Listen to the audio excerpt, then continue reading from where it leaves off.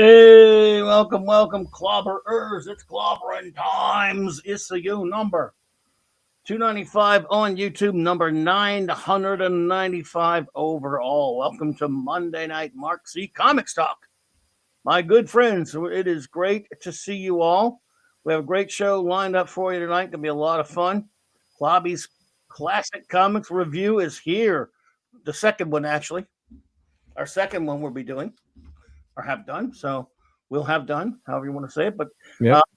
I cannot wait to get started. But first, we're going to say some hellos and do some show notes. But of course, we will announce our great guest for this evening, the Marc D with a C, Chief Engineer. What's up? Hey, everyone. This has been looking forward to this. This is probably one of my all-time favorite comic books, and yeah, just it rocks to have a really bad pun. It does indeed. It does indeed. Of course. As always, I can't do it as well as she does, but my wonderful first officer Raquel has some amazing works of science fiction. There is the link in the chat, but also in the link in the description below. Please, check out those and take a look at those. There will always be announced in case anyone's out there listening on the stream that hasn't heard about it yet. You can find that link again in the link in the description below. Let's see here. Shout outs. Well, Wednesday night, I'll just be doing some kind of, I don't know if I have a topic or not yet. You know how that goes, but it'll at least be some open talk foolishness. And of course, Clobby's Clubhouse will be Thursday night. And then Saturday night, Star Trek back again next Saturday night. We're having a fantastic time with that. I want to thank you all who joined us Saturday night. What a blast it was. And I cannot wait to see you all again. You just make it such a great fun time, so I appreciate seeing you all, and thank you to everyone. Fun despite Wesley being there again. It was still good. Yep. Thank you. I want to thank everyone who joined me today or popped in for the spinner rack videos. Appreciate you. I had to put out 2 at a time to get them in the last day of the month, so I did that, and I'll start out with some fresh ones next week or this week, hopefully later this week. And a week from Wednesday night, February the 9th. It'll be the 1000th episode celebration of Clobbering Times. It will be 2 p.m. Central Standard Time.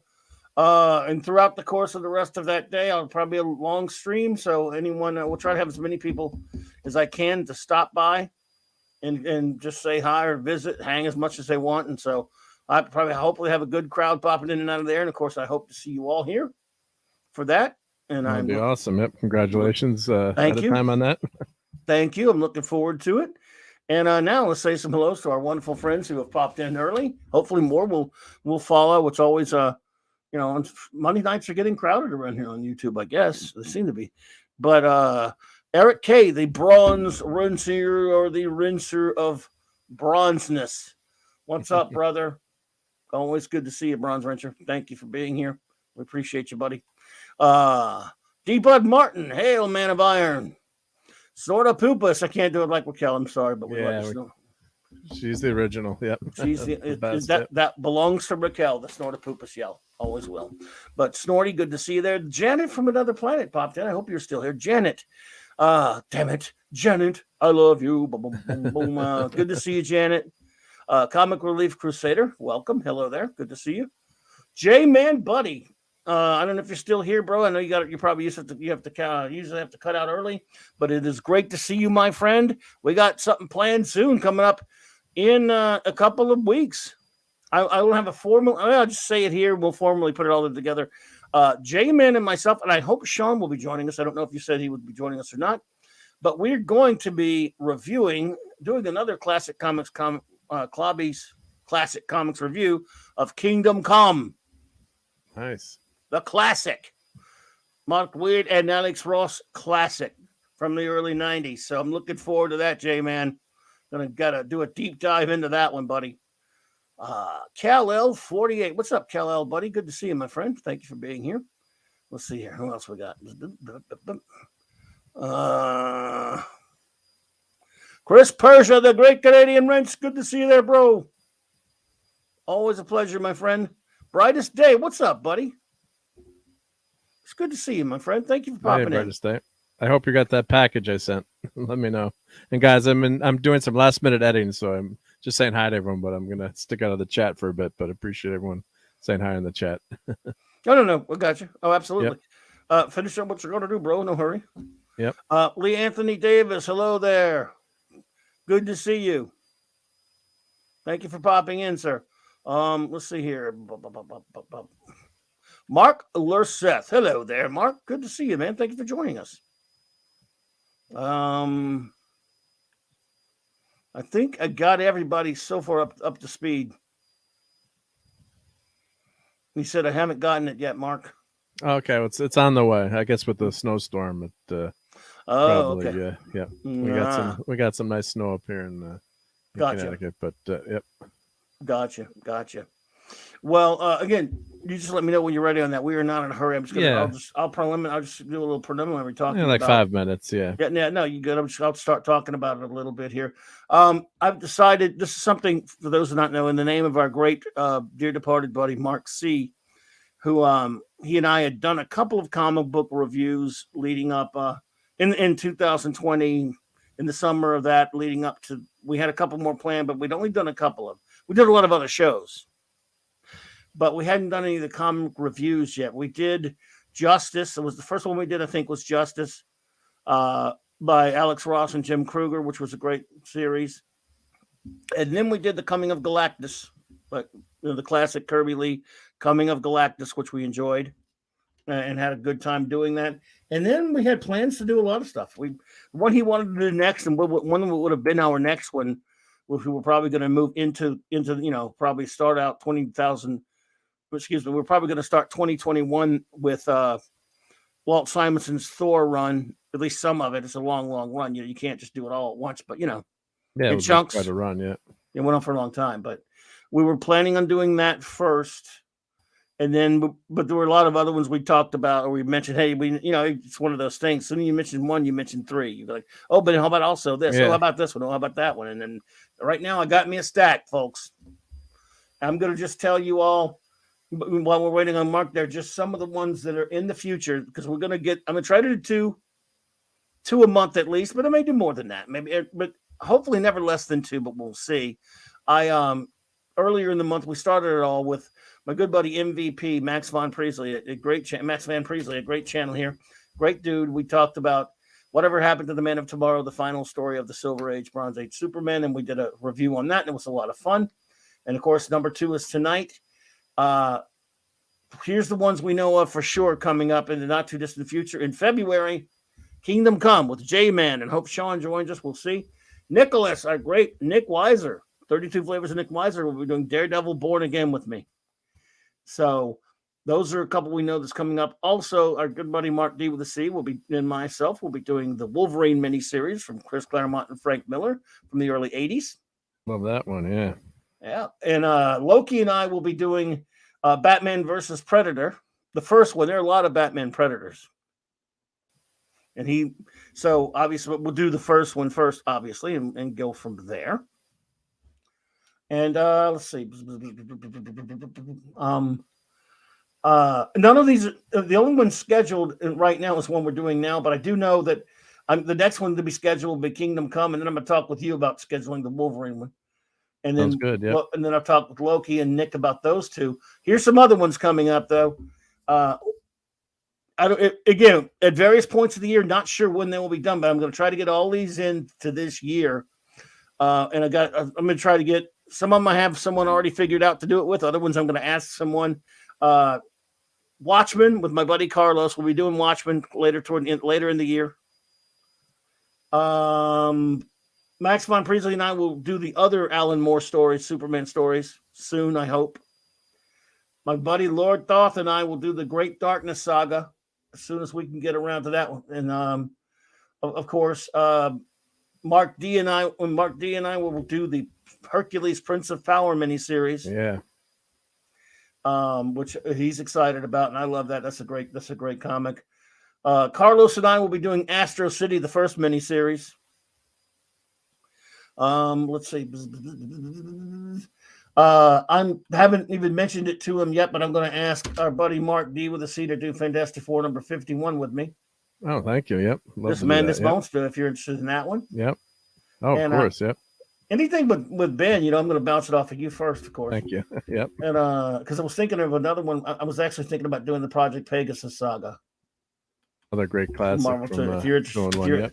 If you're interested in that one, and you could name some too if you got anything that you think would be good to do. But I know actually you're the one who gave me the idea. Came up with Hercules. Yeah, because I think that one doesn't get enough love. I mean, I think as comic collectors, and plus it's getting old now too. I think on my show last night we're kind of talking about sports and how different people from different decades. So if you mentioned, of course everyone knows the Beatles, but does everyone know the Yardbirds now? I mean, maybe not, or things just get kind of lost to time or not appreciated enough. Or you were mentioning some was it Ken Anderson, the quarterback, quarterback of the Bengals. Quarterback, yeah, that might not, because the Bengals are in the news, that might not get the recognition unless you're really in the weeds on some of these. So it's like that late in Hercules miniseries. Right, absolutely. Some of those it was things, great. Yeah. The first one, especially. There were two, but but it was great. Yeah, Andy Masterson, that's a good idea. I think. Well, it depends on which Captain America from the 70s. There are a couple of different ones. I was thinking of doing the early 80s short but excellent Stern Byrne Rubenstein run of Captain America. If you're game for that one, Andy. Or it could be another one. If you have another one in mind, let me know. But I would absolutely love to have you on for a review of a comic. Like I said, I like to do it with varying guests. Again, I'm trying to do a lot of them though. It may be more than 2 some months, but I'd like to at least do 2. If because there's so much out there.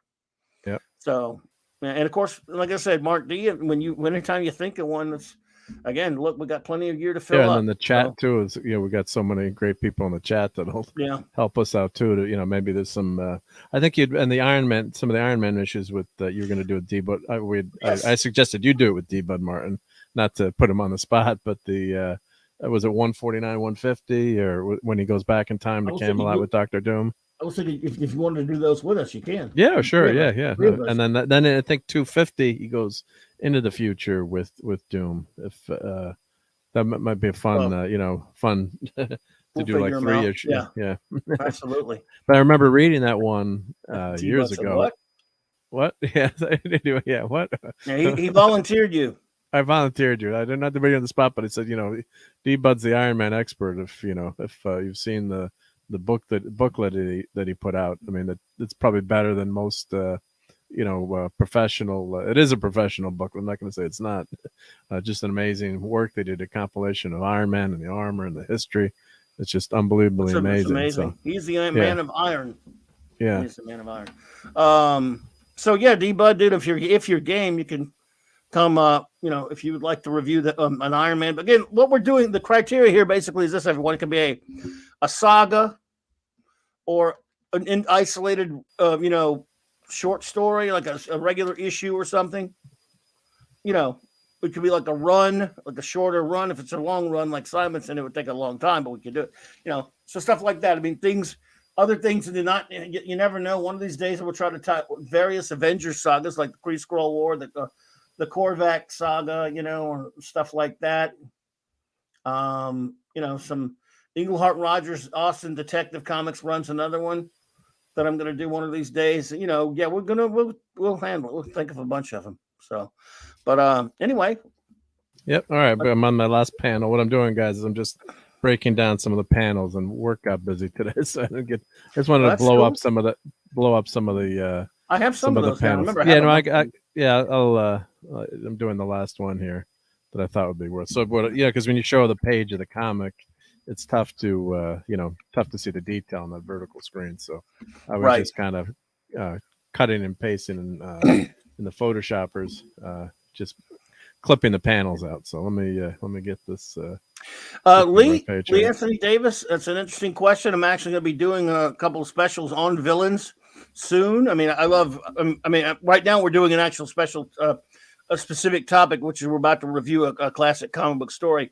But I will tell you that I love, of course, Dr. Doom and the Joker and Galactus and dark side. I love villains from both sides of the aisle, as it were. Quite a few great ones. So, but yes, I'm going to go. Definitely do a lot about some villains and stuff. Oh yeah, Purple Valkyrie and I will probably be doing one too. It's an interesting. It'll be one. This will be an interesting one because it's one I haven't read that she likes from the 80s. It was a Doctor Strange, Doctor Doom graphic novel, I believe, that came out at that point. So, was that just a graphic novel, or was it? I believe it was a graphic novel. Just straight, yeah. Okay. Yeah.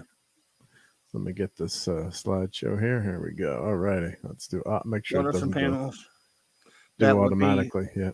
Fantastic to do. What are some panels that would be fantastic to do voiceovers for on Brightest Day? I'm not sure what the question is. I'm not. You know what the question is? Do you get the question? Oh, let me check here. What's he said? Here? What are? Oh, I'm sorry. I put it up. What are some panels that would be fantastic to do voiceovers for? I think it may be. Oh, he's saying maybe to do like actually because Brightest Day does booked with Brightest Day, so he does. I'm just guessing. Does this mean like reading the story? He does read. Yeah, he does read stories on. Yeah, so maybe I'm just that just could be a guess there, but maybe that's what he's thinking of. I guess it could be. He does read stories on this great channel, by the way. If you're not subscribed to Brightest Day, I think he's getting. Where are your subs at now? Aren't you getting? You do a celebration recently, dude? Or am I thinking of someone else? Well, I think Brightest Day has been killing it with the number of subs he's up to now. Yeah, I think he's moving up there, dude. I know he's getting. You're getting close to the big one, buddy. And if you have not already, everyone, please go out and subscribe to Brightest Day. He's a good buddy. Good buddy to the channel. He does a lot of great stuff on his channel. So please. Hello there again, Janet. Good to see you, love. So here we I'll start talking about this comic a little bit, and then you can just tell. I got it ready. Sorry for the delay, guys. No, I got you. But tonight, folks, we're going to be reviewing what we consider to be, again, it's kind of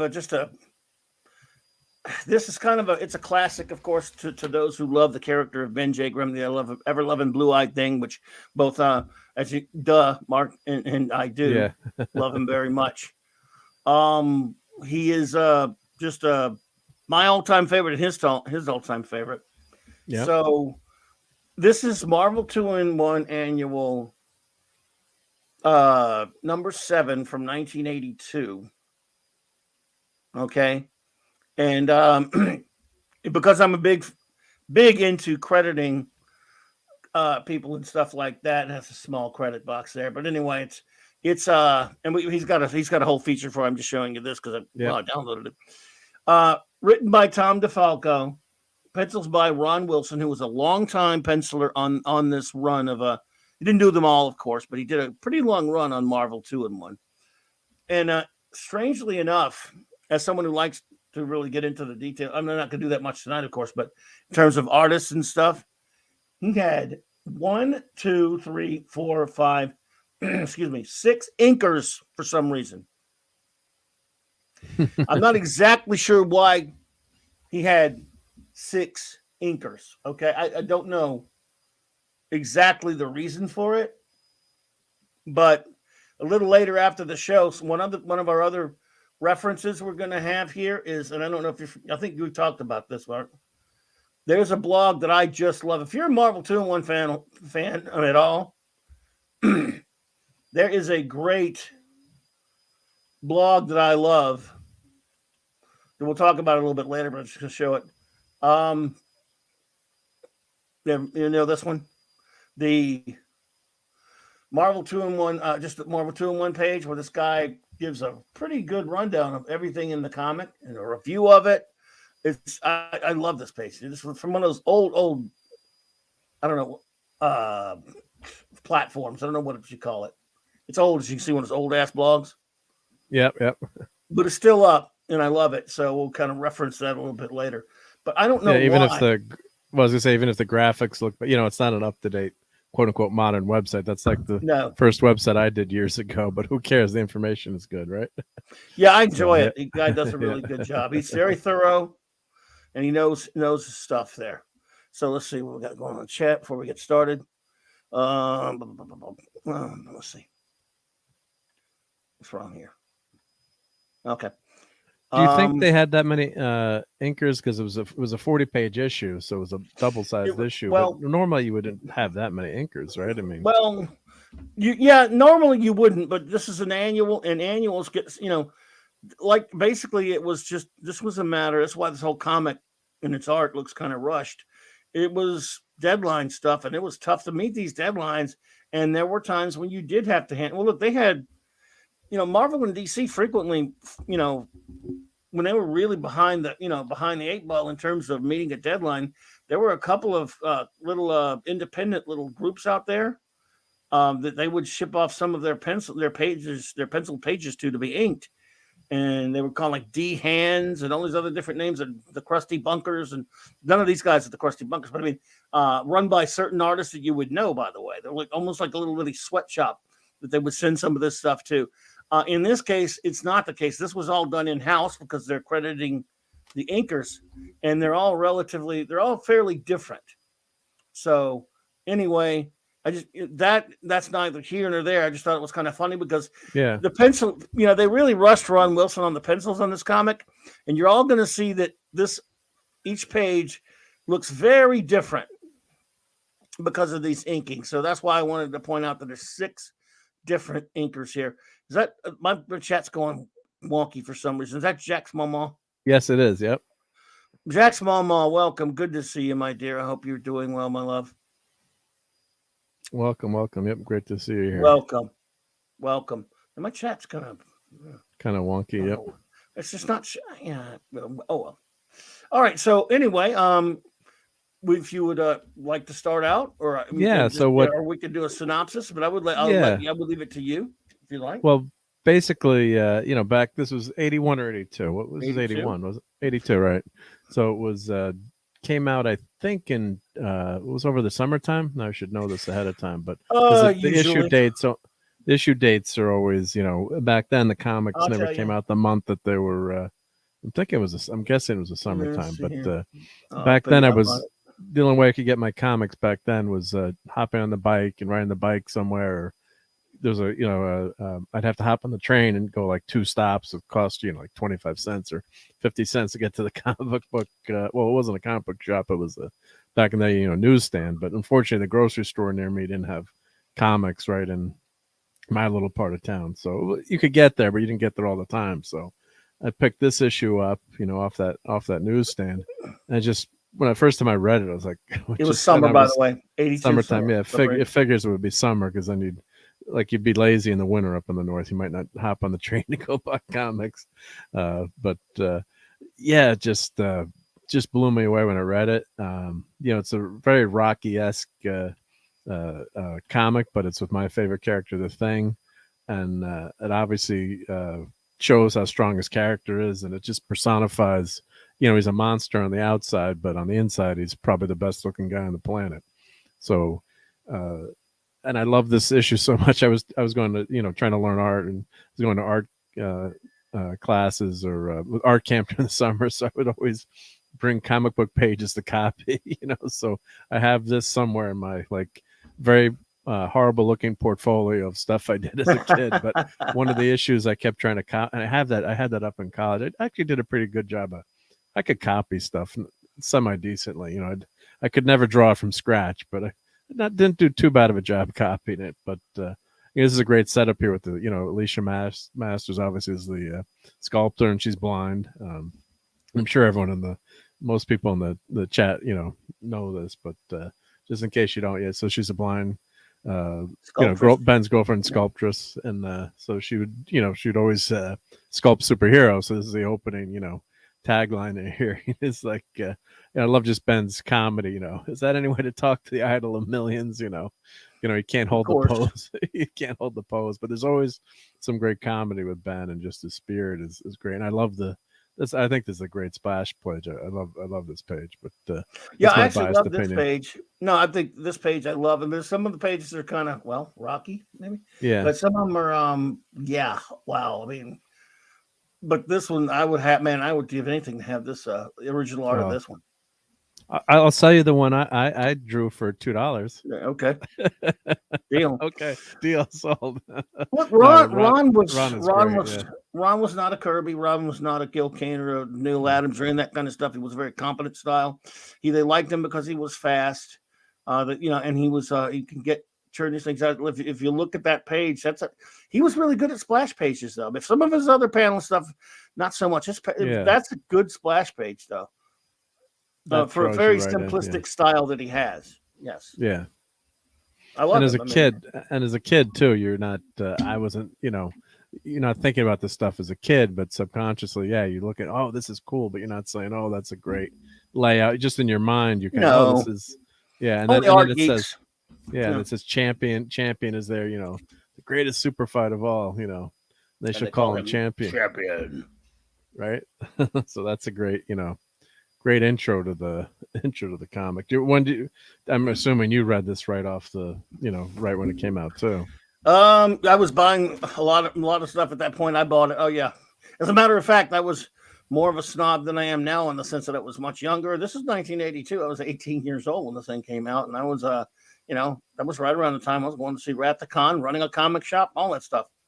And I bought it just because I was buying the title fairly regularly, and I thought again at the time I thought it was pretty goofy, but when you get to that part with Ben at the end there, man, you just want to stand up and cheer. It is a goofy story, by the way, but it's a fun, goofy story. And look at this middle panel. That middle panel is Ron Wilson, and I guess it was Bob Camp or Esposito, one of the guys. That's right out of Kirby. It's like he just traced Kirby right there. It's fantastic. Right? Pardon the pun. Yep. Yeah, so he's Ben is she's doing the sculpture, and he's saying, shut up, basically only a few more moments, just hang in there, right? But of course, I wonder if Ben's super strength, couldn't he hold the pose all day? I guess maybe his arms are have it, but you don't think of those things when you're a kid. You don't care, right? He's just a complainer. He's Ben, man. Yeah. And then then she's sculpting Ultron there, which is great. So and then talking about Ben as a test pilot, which is now he's got like 6 degrees, but back then in this issue he keeps talking about playing football and being a test pilot. So everyone's got a million scientific degrees these days, but so this is a good setup. And then of course all of a sudden Bamf happens, and you're like, oh, what's Nightcrawler gonna it's Nightcrawler in Marvel 2-in-1. Yeah, they took Nightcrawler's sound effect for the whole. I wonder what Jim Shooter let him do that. I'm like, dude, it's not even in the comic. Someone missed that, I think. Yeah. Wow. I mean, I don't know. They just stole it. Like, I guess it's a teleporting sound. Yeah, for some reason. Right? The generic teleporting sound. So here I'd blown those panels up so you could see them. But, yeah. Yes. And I love this, and they talk about other issues here. They don't do that as often these days. See Marvel 2-in-1 92 and 93. Yep. Oh my God! Back then, look. Here's the problem. Again, this is not a knock on this. Well, it is a knock on this. This is a knock on Jim Shooter. Everyone, Marvel comics of the day. If you ever go back and read any of these comics, well, let me get that thing off of there so you can see it. If you ever go back and read any of these comics of the time, you need to go in knowing a few things if you didn't know them already. These were, the editorial staff, the boss right there. Jim Salicrup was he was an editor, but Jim Shooter ruled with an iron thumb, and Jim Shooter wanted every single panel to give sometimes an overabundance of information. If they make a reference to something, it's got to have that little notation at the end of where it happened, which we all love that. But he also overused word balloons and thought balloons to tell everyone, to talk down to the audience in a sense and tell everyone, what's going on. And I don't know. And some writers hated it. They would take a script and he would add all kind of, expositional dialogue to it that didn't need to be there. So yes, I mean some stuff, within reason. Like this is kind of cool because he'd tell you, hey, go read those issues or go buy those issues. Yeah, sometimes I can see. We don't even know why she did that. Yeah. So that's. Why did she sculpt Ultron? Well, I guess because they just fought. So they just fought in the previous issue. So I guess right. I mean, he was telling her how he kicked Ultron's butt. I guess right. A couple issues back. Yeah, but again, I don't understand why. I still don't know why she did that. They don't tell you why. She just did it. Yeah, well, because they're looking for something like you just met him. Hey, that's Ultron, the tin-plated tyrant I fought recently. Yeah, yeah. No good reason, I guess. Yeah. So No. Nightcrawler bamps in, but then I'm like, what is this? Impossible Man? Who's this guy with the bug legs? So Yep. And who's this guy stealing Nightcrawler's? I don't know. sound effects. Yep. Sound effect. And why would it knock Ben across her? I don't know. Well, yeah, that's just kind of. He got surprised by the flash, I guess. The light just kind of knocked his eye. But see, this is what happens when you're reading it I read this as a 12-year-old kid, 10-year-old kid. You don't think about that. No. Think about Nor that should stuff. you. Yeah. Nor should you. Shouldn't. So there's also two lenses, I think, to look through comics too. When they or a few, obviously, when they came out, relative to other issues. Because I think today we try to judge, our standards or our, what we've got in our society and techniques and technology too. Just the printing. I'll show you my issue. I mean, one of them is better shape than the other, but just the quality of the paper and everything, that affects the medium too. So, and also, if you're writing for kids, there's a for adults, there's a both. But so this little bugger shows up and he's going to tell Ben the good news of the awesome time he's about to have. Yeah. And I like this panel too. It was good. Yeah. Again, that's another very Kirby-ish panel by Ron Wilson. That looks straight out of Kirby. I know probably Frank Gioscia inked that part. I mean, I could tell some of the inkers on some of these bits, and other ones I'm not exactly sure who inked it. When you have 6 different inkers, 3 or 4 of which have styles I recognize. But go ahead. And I think which I like here too is saying, keep back, the creep don't look like much, but that don't mean he ain't. That don't mean he ain't. Which is smart. The thing is, smart too. So it's like, he's fought all these crazy, powered beings along his travels, and he knows not to, just judge a book by its cover, especially him. Sure. Yep. Yeah. So the what's his name? Projar or it's a horrible name for the character. Projar. Yeah. He's the Herald of Champion. Yeah. So he's basically he's Herald. Recruiting him. Yeah. So he's recruiting him to come to the fight, and he's saying, I've got to, you're gonna have a chance to fight, and then he's saying here, you might even last a round. Your legs are pretty good. So it's a kind of a crazy setup, but it's a fun. It's all it's all fun because it's this is it's a fantasy world here too, right? So you're in the Marvel universe and then Ben is smart enough not to fall for it too, right? So, yeah, I think they divided up the pages and just said, you go ink these, you go ink these, you go ink these, you go ink these, and we'll actually give you credit. And so you can tell from one page, you're much better at me than noticing that stuff. But yeah, we have a completely different inker on this page than the last one. Yep. So So Ben gets bamfed away by Proja, not Nightcrawler. And Dan Green. I wish Hungry Boy was here. He'd be able to tell me if I'm wrong about that. Yeah. That'd be great. Yep. If you're there, if you're seeing this on a replay, Hungry Boy, we're showing comic art, so we're thinking about you, brother. And I love this layout. This is a simple panel, but you've got 3 characters. It's boom, boom, boom. You've got, of course, Don Blake. Yeah, this is funny. I want to talk about this part a little bit. Okay. For those who don't know, hey, Decepticon, what's up, man? Can you go back one, or we'll see where Sure, yeah. This one?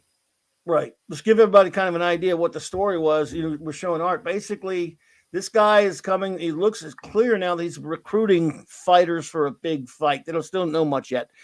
Now, at this point in Thor's life, he was still sharing a body with Don Blake, and he lived in Chicago. Believe it or not, for a while, Don Blake was at a practice in Chicago for some reason. So I just wanted to put that out there. And did he know at this point? Did he know that he was being punished to? Yes. Or he's still done. So he knows he's Thor now. So. He knows he's Thor. Yeah. Yes. Oh, yes. If you look at the next page. Yeah, that's what I thought. He knows he's Thor. Well, for a while though, he didn't know that he was actually Thor. He thought he just found the. Oh, he knew it then. He knows it now. Now, in this issue, I'm trying to remember the chronology. I always loved the Don Blake Thor mashup, kind of like the Hulk, but whenever he dropped the hammer, for more than 60 seconds, he went back to human. Right. It was kind of more like, at the time there wasn't a Shazam saying Captain Marvel when Thor was first put in there, and Roy Thomas, talked about that a little bit at one point. I think he's talked about it that he's a guy that, in a sense, it was similar to when Kirby created that version of Thor. It was almost like he was similar to saying Shazam. You're a human, and you change it to this powerful being and stuff. I always looked at it kind of like that a little bit, and Yeah, and it's also originally the character too was a handicapped Don Blake, and he was when he finds the he finds it, and he becomes the hammer, and becomes Thor. It's like, oh wow, maybe I could find it. As a kid, you're like, maybe I could find a hammer somewhere. Right. Become Thor. It's and he's being punished by Odin, so he doesn't know that he's actually really Thor. He's Don, and that was just such a great storytelling. It was. Poor old, I miss Don Blake. But here if you got in your bottom 3 panels, we talk is story expediency here. So they're going to get this thing rolling. So now we got Dr. Leonard Sampson at his practice in Washington, D.C., talking to a senator. So this is silly stuff. Look, remember these comics were silly. Tom DeFalco was writing something pretty silly here. I can't see the dialogue here, but if I remember, it was something along. I can't barely. He's asking him. I think I blew these up. Let's see here. I think you blew some of them up. Yeah, these. Okay, yeah, you did. Ode's blood. Ode's blood. Yeah. And they just skip that conversation. So they go, yes. What is your problem, Senator? Little green men, I know they're only hallucinations, but cause my stress. But I see them everywhere. So stupid. Yeah, it's hysterical. I love it.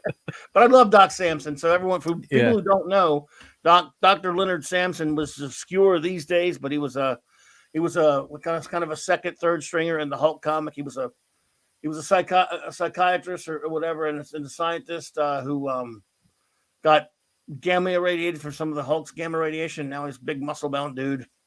So there you go. Well, that was a funny thing, because he was, an intellectual guy who, became, and as he says in the comic, he's almost as strong as the Hulk. But his character's been pretty. He was in the. He's not a huge character anymore. You're right, but I think he was he was in the last issue of not the last series of Hulk, the Immortal Hulk. I think he made a few appearances. Well, I'm sure he did. Yeah, but he's not as. But back then, he was a major. I shouldn't say major character, but he was used all more often. I should say. I have a buddy who cosplayed him. So and anyway. did he give you free advice, free therapy? No, but I thought you were going to say, did he do the costume night with the lightning bolts that were weird? But no, he did. Yeah. Anyway, it had the bolt. Yeah. So, and now it's the montage page where Proja is going all over the place seeking out big muscle bound guys, the big heavy hitters, Hulk, Namor, Colossus, Sasquatch, and Wonder Man. Yeah, I love the way they. I think the layout in this panel is really well done too. So you've got all these characters, and they tell the story pretty quickly. They get the story rolling. You don't need a lot of exposition here, right? You just know that you're going for these strong dudes, and it explains their powers too. So to a certain extent. So if you're just a new person to the comic, you could pick up this comic and read it, right? I'm sure everyone knows the Hulk, but maybe you don't know Wonder Man. He's an Avenger, and Sasquatch is a super agent. So and of course they've got Wanda and Vision showing up now here too. So which is interesting, and they threw them into the comic. It was, and they can't. He realizes Vision's not human, so he's disqualified. Yeah, or not organic. He's a synthesoid, so he's disqualified. Yep. Yeah, which makes sense, I guess. It's prejudiced against synthesoids, though. And there's actually a good line about She-Hulk not getting picked to be in this. Later on, there is. Later on, yep. Well, we know why. Yeah. She's too hot. She's too hot. Yeah. No, we know why, because the champion's just a sexist. What are you going to do? That's what Iron Man said, yep. So Iron Man would... maybe he's a chauvinist, we said. Yes, he is, actually, yeah. So what are you going to do about it? Yep. I guess Wah. Vision and Scarlet Witch retire from the Avengers to become actors. No, not Yeah. do a TV show. No, just kidding. No, to have their own miniseries. Yeah. Yep. Sorry, I can't use you. You're just an android, boy. You're out. Yeah. You're out. He's got the little scan. Well, why did he scan it? Oh, maybe his sensors indicate. Yeah, but why did he scan him? I guess maybe he has some advanced sensors, and then the little doohickey popped out because he didn't scan anyone else, right? Don't know what. No, yeah, I don't know why he's even bothering, other than to have them in this scene gratuitously. I don't know. And then Wanda, of course, just shoots first and like Han Solo and doesn't ask questions, right? She's gonna zap the guy. Like, the poor guy is like, I'm here. I don't mean you any harm, you know. She just shoots him. Just shoots him. It's like, I mean, like, why are you shooting? What kind of here? I didn't like that page. Like that page. It's like, yeah, because here she's like, well, I know something. Vision says something is bad has maybe happened. Wanda's a bitch. Not very nice. Go torture a town somewhere. Yeah, go torture a town. Go evil, which you will. So there you go. Yeah. Yes, aliens are being appearing with their messes. Very, back in the day. Yeah, they're not very tolerant here to. No, not very nice. Little green men. Yep. Nope. So Bamf. She bamfs out again. Bamf away. I think they blew this up. Yep. Yeah, they That's the whole to page the there. Yep. Right to the gym. I like how Ben's the only one that realizes it's a gym. Yeah. Where are we? Yeah. And then what's interesting here, Colossus is a relatively new character here because what year did Giant Size come out? Was that 70? It's 75, 76. It's been around a while. But here, like they're writing him as a young kid, and they would never write him that way today. When you read some of the thought bubbles, he's saying, they possess far more experience than I. Colossus must follow their lead. Yeah. Well, they do. At this point later, we see Kitty Pryde, so she's already a member of the X-Men. So it's around that point. It's a good ways after she's joined, at least. But yeah. Yeah. But I mean, they're writing Colossus as kind of like the newbie here, which he wouldn't be written as today. No. And he's they call him a kid a couple of times. No. Yeah, he is a kind of a kid at that point. Yeah. Which is interesting. So plus other writers took over other characters that the writers were frequently not particularly I don't know, I would say loyal to the way their characterization was in their own books, in these team up books sometimes. Yep. If that makes sense. Yeah, that does make sense. Yeah. And at this point, by the way, Hulk had the ability to have Bruce Banner's mind in the Hulk's body as long as he doesn't get too angry. That was going on in the regular Hulk comic of the time. Yep. See Hulk 272. It might be tough to read, but yeah. And of course, JS has to have his initials there, just in case you didn't know. It's got to be Jim Shooter. Actually, that's Jim Salacrop, probably. Oh, that's Jim. Okay, that was Jim Shooter. He's the normal editor. Jim Shooter's just the tyrant. He's the editor in chief. Okay. Editor in chief doesn't do anything but sit around and he'll look at the final comic, or when they bring it to him, if he says, "Go change this," he doesn't care about how long it's going to take him, and he's just the stuff that guy used to do. I mean, he used to, if you look at some of this. If you read some of these, that's why I usually started hating the use of the thought bubble, because Jim Shooter, he would overuse captions and thought bubbles and he would add them to some comics himself, by the way, and bring in an artist or in a letter or whatever to do what he wanted with it. And he wanted a lot of descriptive exposition in there because he said some things like this before. He felt like the kids reading these comics were stupid. You need to explain everything to them. He was actually not necessarily Tom DeFalco or any of these other writers, Chris Claremont, but it was coming from Jim Shooter. He felt like you needed to write down to the quote little, I won't say the word F's. And there's a memo that circulated around Marvel Comics that got into the comics press at the time back then when he referred to comic book readers as little F's. Oh God. Yeah, so I'm not buying now. that's But yeah, well, people that's can what he was be, calling and the you, crazy pal. thing is, didn't he start as a really young And he kid? that's the craziest part about it. He started when he Right? was Didn't he 13 start years as a old. little F himself, writing, getting He was a little published? 13. He got first published writing Yeah, Legion comics. which is an amazing thing. Think about it. Like when I was in 7th grade, sending a story into the Micronauts and getting my Micronauts story published. Yeah, that would have been cool. Yeah, You'd think you'd be more, understanding. Yeah. And to a certain extent, like I said before, I do like some of these thought balloons and bubbles. You don't really get many thought balloons now, but of course, like anything else, you overdo it. But well, like this, I think is an okay. look at the Hulk See one though. Incredible Hulk 272. Yeah, that's fine. And I this still book is can't trying to believe that the sell. Hulk is no longer a mindless brute. He now possesses the intelligence of I can barely see intelligence And and personality personality. of his alter ego Bruce Banner. That's Doc Sampson saying thinking that to himself. Yeah. So they're doing that to tell people what's going on in the Incredible Hulk comic, but usually it's worse than that. But that's still kind of like, even when I was a kid reading comics, I'm like, okay, well, why is that there? Yeah. That's just me. Of course, you're reading all the comics too, and part of the reason too, I think, annuals were meant to try to sell all the comics, and I'm realizing that now. As an adult, you realize that more. As a kid, you're like, it's more simplistic, but they're trying to get you maybe to go buy the issue of the Hulk now too, and annuals, and there's more money, and they hope that they sell better, and get a lot of readers, and by having all these. Crude. Yeah, and by having all these guest stars too, the hope that cover. They hope that cover is going to grab people. Maybe never bought Marvel 2-in-1 are gonna buy this, and then maybe buy some of these other issues. So, StreamYards, I hate you. My chat, by the way, I hope I'm not seeing anything, everyone, because it's frozen, and I'm sorry, I can't see anything beyond like 9:07 or something. Okay, I can see that. Well, I have YouTube open as a separate. I'm opening with YouTube now, but still, it's pain in the ass to watch that and watch both.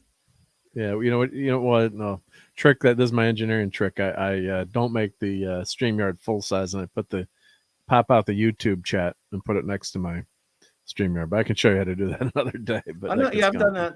I've done it. So now I can see Eric's at 9:52. And now I can see that it jumped. It finally jumped for me. So I've been missing everything everyone's saying. Oh, sorry, everybody. Been missing everything everyone's saying. Now it seems to be back up. Okay. Continue. Sorry. There's the X-Men.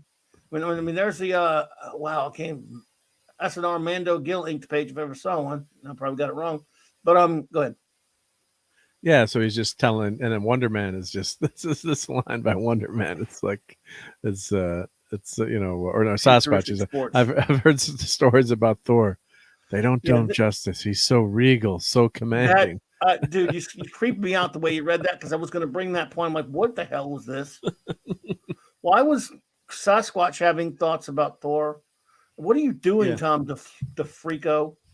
Why? I like Tom DeFalco a lot, but this line is just, my line would have been like, I've heard stories about Thor, but it's amazing to be actually with him, right now, or something like that. I'm not a writer, but be in his presence, or in the presence of someone who's lived forever, immortal, or something like that. Not so regal, so commanding. Yeah. So it's cringy. Yeah, I could almost believe that he really is a god. Like, wow. So, back then, you probably didn't think about it much as a kid, but I'm like, Jesus, what the hell? Yeah. I mean, dude, I never thought Sasquatch, but I don't know. He was. I don't even know. Ben's got the only good line. Yeah, this is definitely a gem. You can't miss that distinctive aroma. Yeah, so that's a good line. Well, it's his comic. Yeah. So anyway, there you are for that one. And then there were more gym action, or more of them getting. But this is before they've been told. I like how Namor just says, "Screw you, I'm leaving." Oops, guess I'm not. Guess I'm not. You didn't care. I'm in the void of space. Yeah. And Namor was usually always an a-hole anyway, so that kind of fits his character, right? Yeah. He's gonna go out on his own and do whatever he wanted. Yeah. And and Thor realizes with Mjolnir that they're not they're in some alternative dimension or somewhere crazy. So Yeah. Yep. So yeah, I mean, if Mjolnir can't get you out of there, you know you're in trouble. So anyway, continue. Oh, there you go.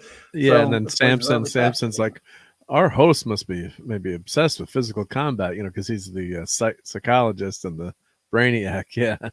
So this mobile computer is obviously programmed with thousands of fighting techniques. So, you know, of course, that's what the champion's all about: physical combat. So he's Galactus from PE, folks.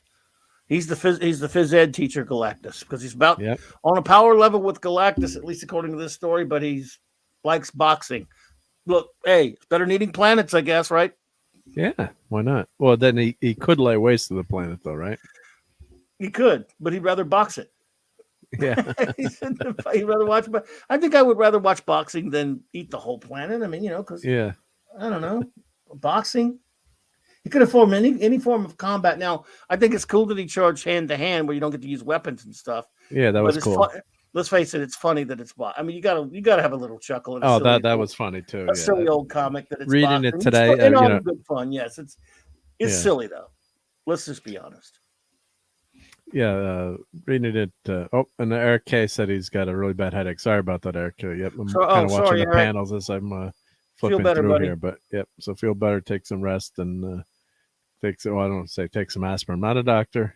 Can't watch that on the YouTubes today, but that's hope true. You feel better, buddy. Yep. D-Bud, he did. Bruce, Doc Sampson did try to still Betty. Yep. You don't want her. She's a harpy. Oh yeah. Simmer down, J Jaws. I always like what they call. Only in old comics do they call Hulk J Jaws. J Jaws, yeah. So that was good. Yep. So finally, we get to find out what this is all about now. I am champion. I am blue, and I don't smell good. I don't know. And I'm the king of the Smurfs, yeah. But this guy would look scary, though. I mean, when I first read this panel, and I like this layout of this panel because you can see how tall he is, and he's making Thor, and the angle that you're looking, and it Steve Mitchum's not here, but this line here takes you right to the center of the panel, you know, with his arm up like that, and so speaks the champion. You read that first, even though you know you're supposed to start left to right, but that your eye is just drawn right there, and then like, well, maybe our heroes are in trouble. This guy looks pretty badass despite the funny hair. So he's been on the juice. Yep. So, but this is great. I think it's a good introduction of the character. So he's like, yes, he's all about all about the fight and the spirit of competition, which some people might not like these days, right? Everyone's got to get along and not compete, and it's that's what the other thing that I really liked about the issue was talking about competition, the spirit of competition, and driving harder and not giving up. I thought that was really well done. Yep. And so now he basically tells us a little bit about how he's amongst the elders of the universe. In other words, he's putting himself up there with Galactus, folks, not me. He kind of does that himself in a sense, but he decides he likes the honorable challenge of combat. In this case, it's hand-to-hand combat. In this case, with boxing gloves. And it goes to all over the universe. That's his deal. Starting, and here's the thing: he can't find anybody to really give him much of a challenge. No one gets past round 2, right? Yeah, that's what he says there. I think. Yeah, he says. No one's been past round 2, and but he just loves the sheer thrill of combat. Yeah. Hey woman. Yeah. Well, I was just looking up. Rocky came out in obviously 76. Rocky 2 was 79. 78. And Rocky 3 was 82. 82. But Rocky 4, which is more like this movie, came out in 85. I mean, of course, I mean, just in terms of the champion, kind of reminds me of Ivan Drago type. Although Clubber Lang wasn't. Yeah, it's just wasn't chopped liver either, but yeah. I mean, this was not too. I don't know if it was before or after a certain Marvel graphic novel called Super Boxers, but in this comic you have this. A few years later, Ben's going to be a wrestler. It's all over the place. Yeah, the unlimited class wrestling. Yeah, That So wrestling. Ben's an athletic guy, and he I talks love about that it a little bit line. later.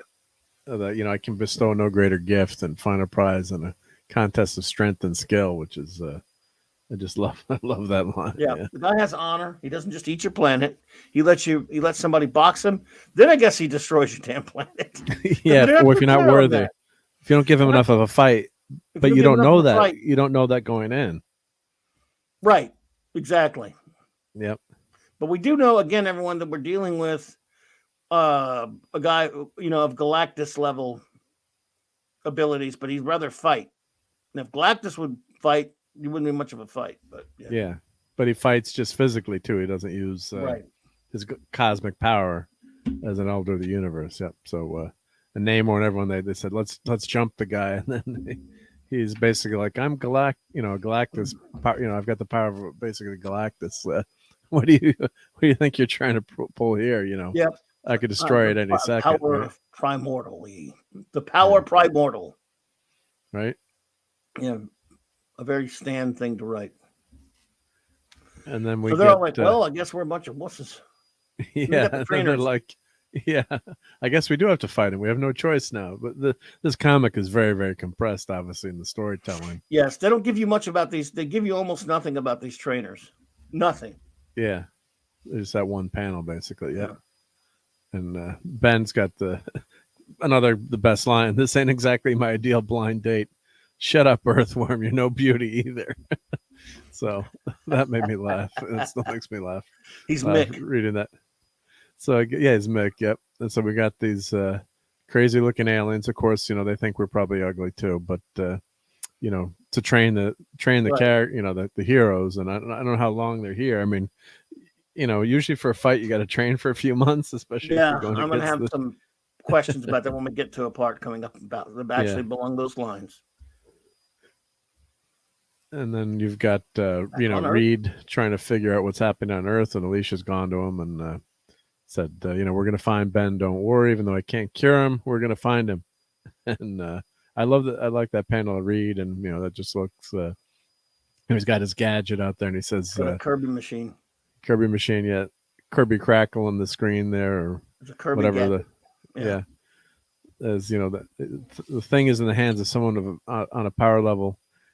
Greater power level than Galactus, so then he's in Ben and maybe the world is in trouble too. So yep. And you got Spider-Man's sculpture in that panel here, which is nice. She sculpts them all.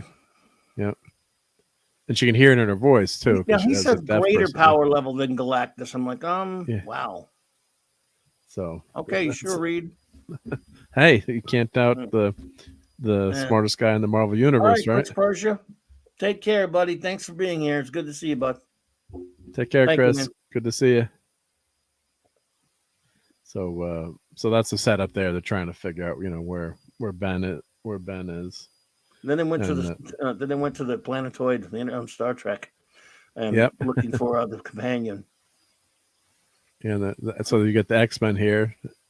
And we don't get a panel that says a thought balloon telling you to buy the X-Men comic, which I was surprised.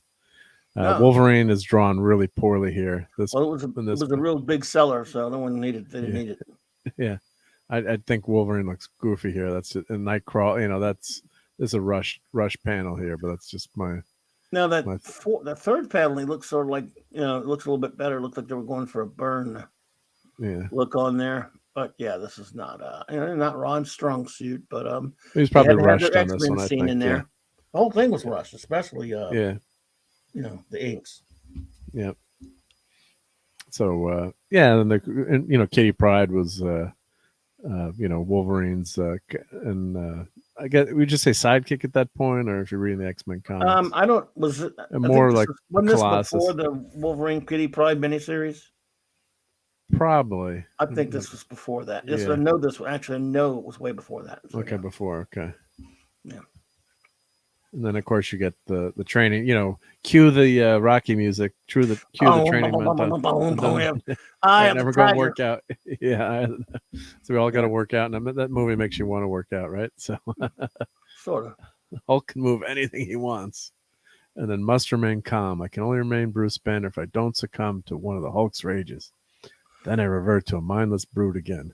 And I needed to tell the audience that in my mind. Yep. I needed to so you know that. what's up, right? Because I haven't read a Hulk comic in 10 years. So what's up with the Hulk? You can all see what I'm thinking. Some of it anyway.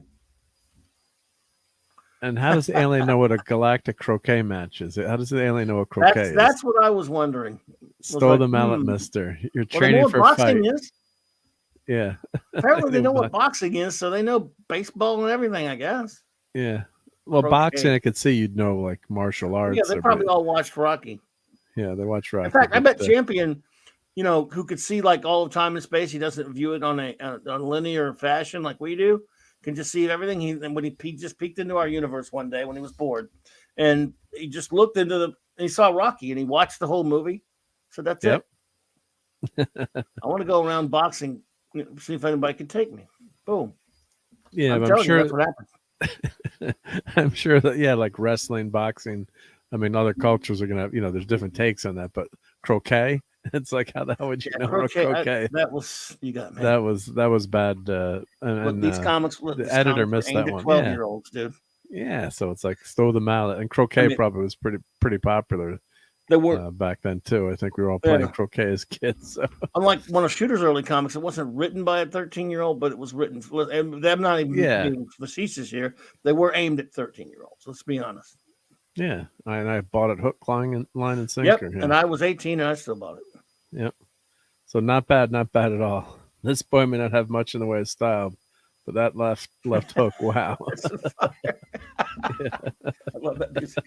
Yeah, it is. Yeah, not much. Wait, I got to take a break. I got to work out now. I got to lift some weights. Yeah, that always makes you want to work out. Yeah, it's a great song. Hearts on fire, the things on.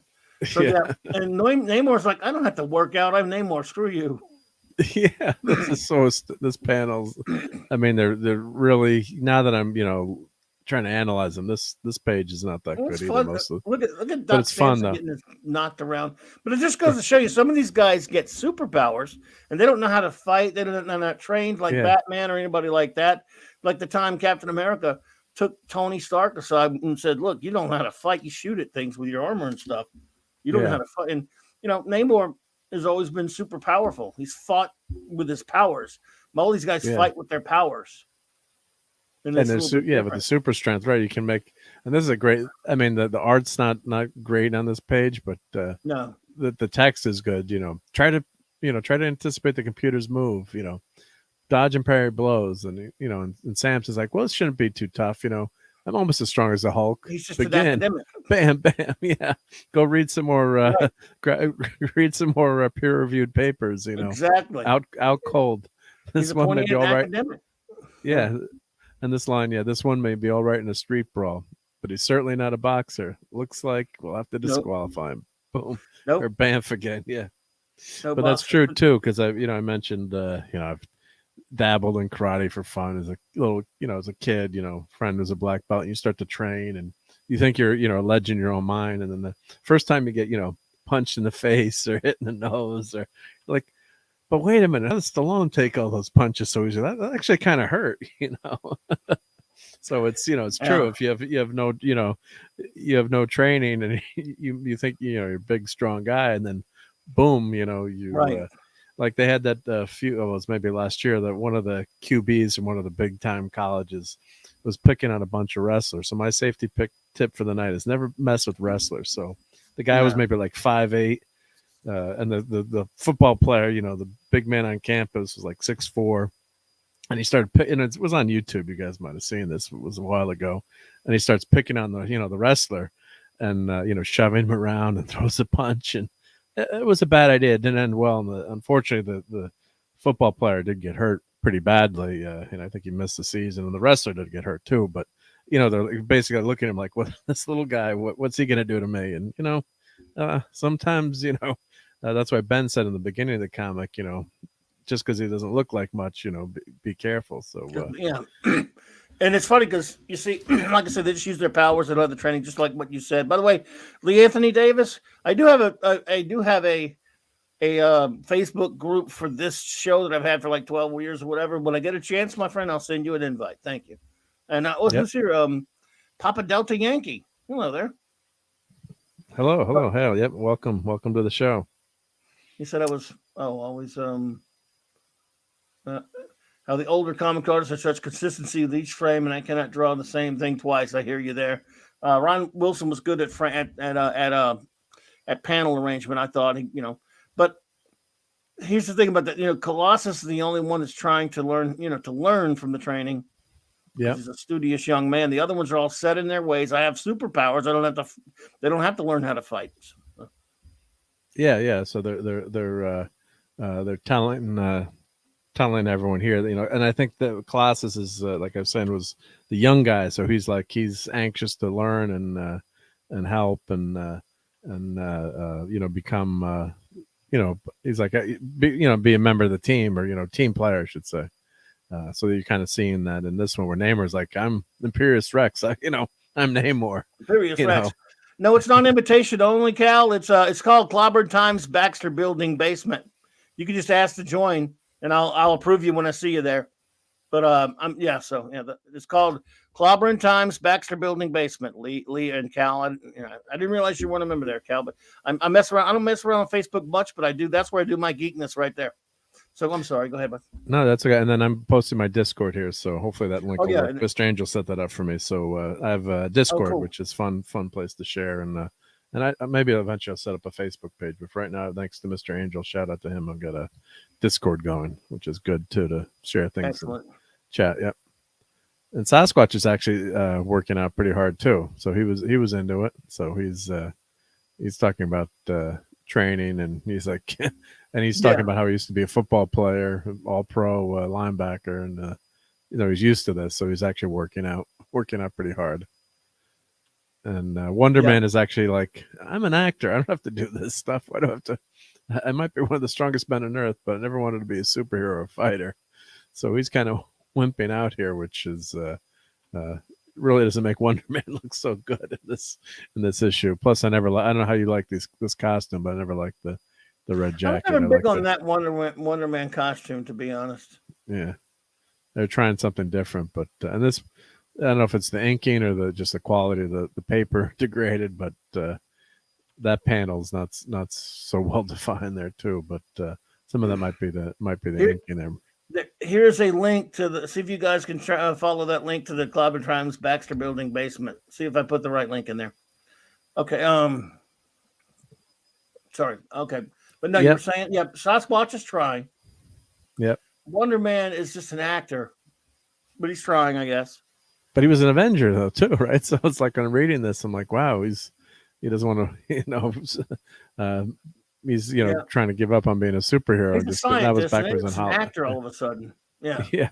So, and then of course Ben is actually kicking ass, of course. So he's showing, he's saying, when's your boss going to show his fancy mug? I'm itching to flatten it.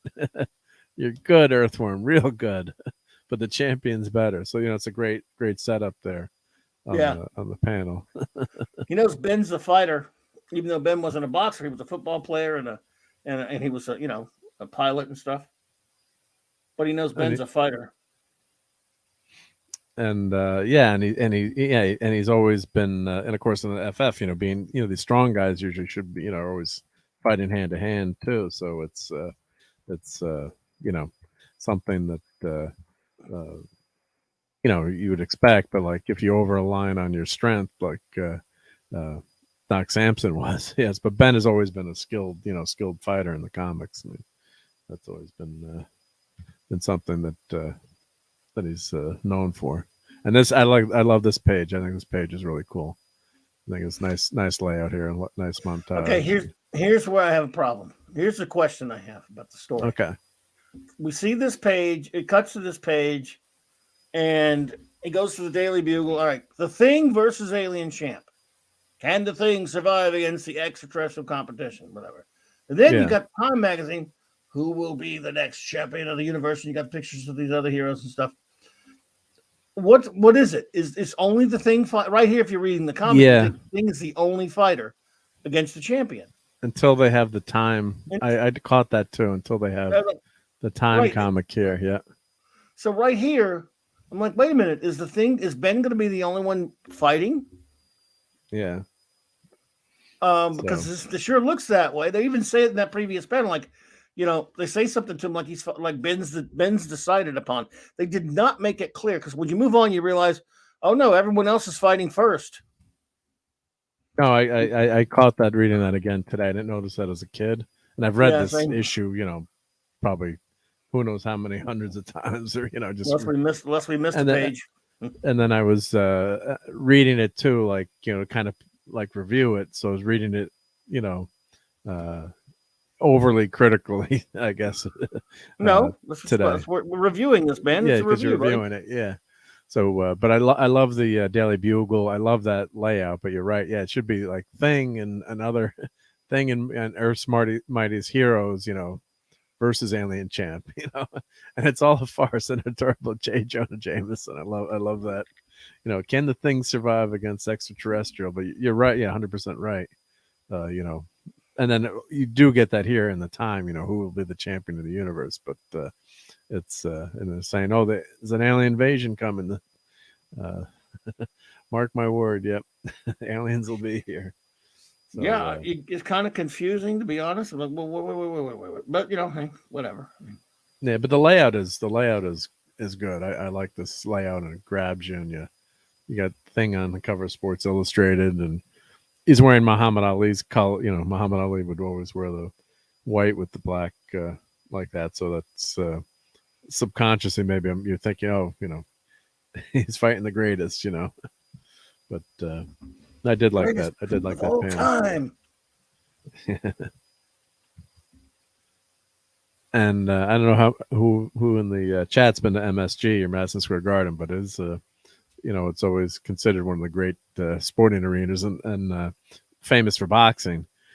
So this is I think this is the second garden or the third garden. I can't remember the history, but it's not the original. But it was just it's a host. They host the Rangers and basketball the Knicks, and of course boxing is growing up. I mean, boxing was the sport. I mean, one of the huge sports. It's not as big now. The UFC is kind of taking its place, but I watch boxing with my grandfather every Friday night, Saturday night. Watch the big fights, and they're all on free TV. You didn't have to pay for them, except some of the few big ones back then. And I think by going to pay, that's an aside, but I think by going to pay TV, I think they lost maybe some of their audience. But MSG is just known for some of the great boxing matches in history. So I kind of love I love that. Instead of staying in that, you would think the alien would transmit the footage or something from that intergalactic dimension. No, he's going to Madison Square Garden, which has a capacity of about 20,000 people. So, think of a fight like this with, or maybe they can cram in 25, they cram in more with a boxing match. Maybe it's up to like 30,000, but it's still not that big. And there's a force field pops up in the middle to keep everyone out, which is cool.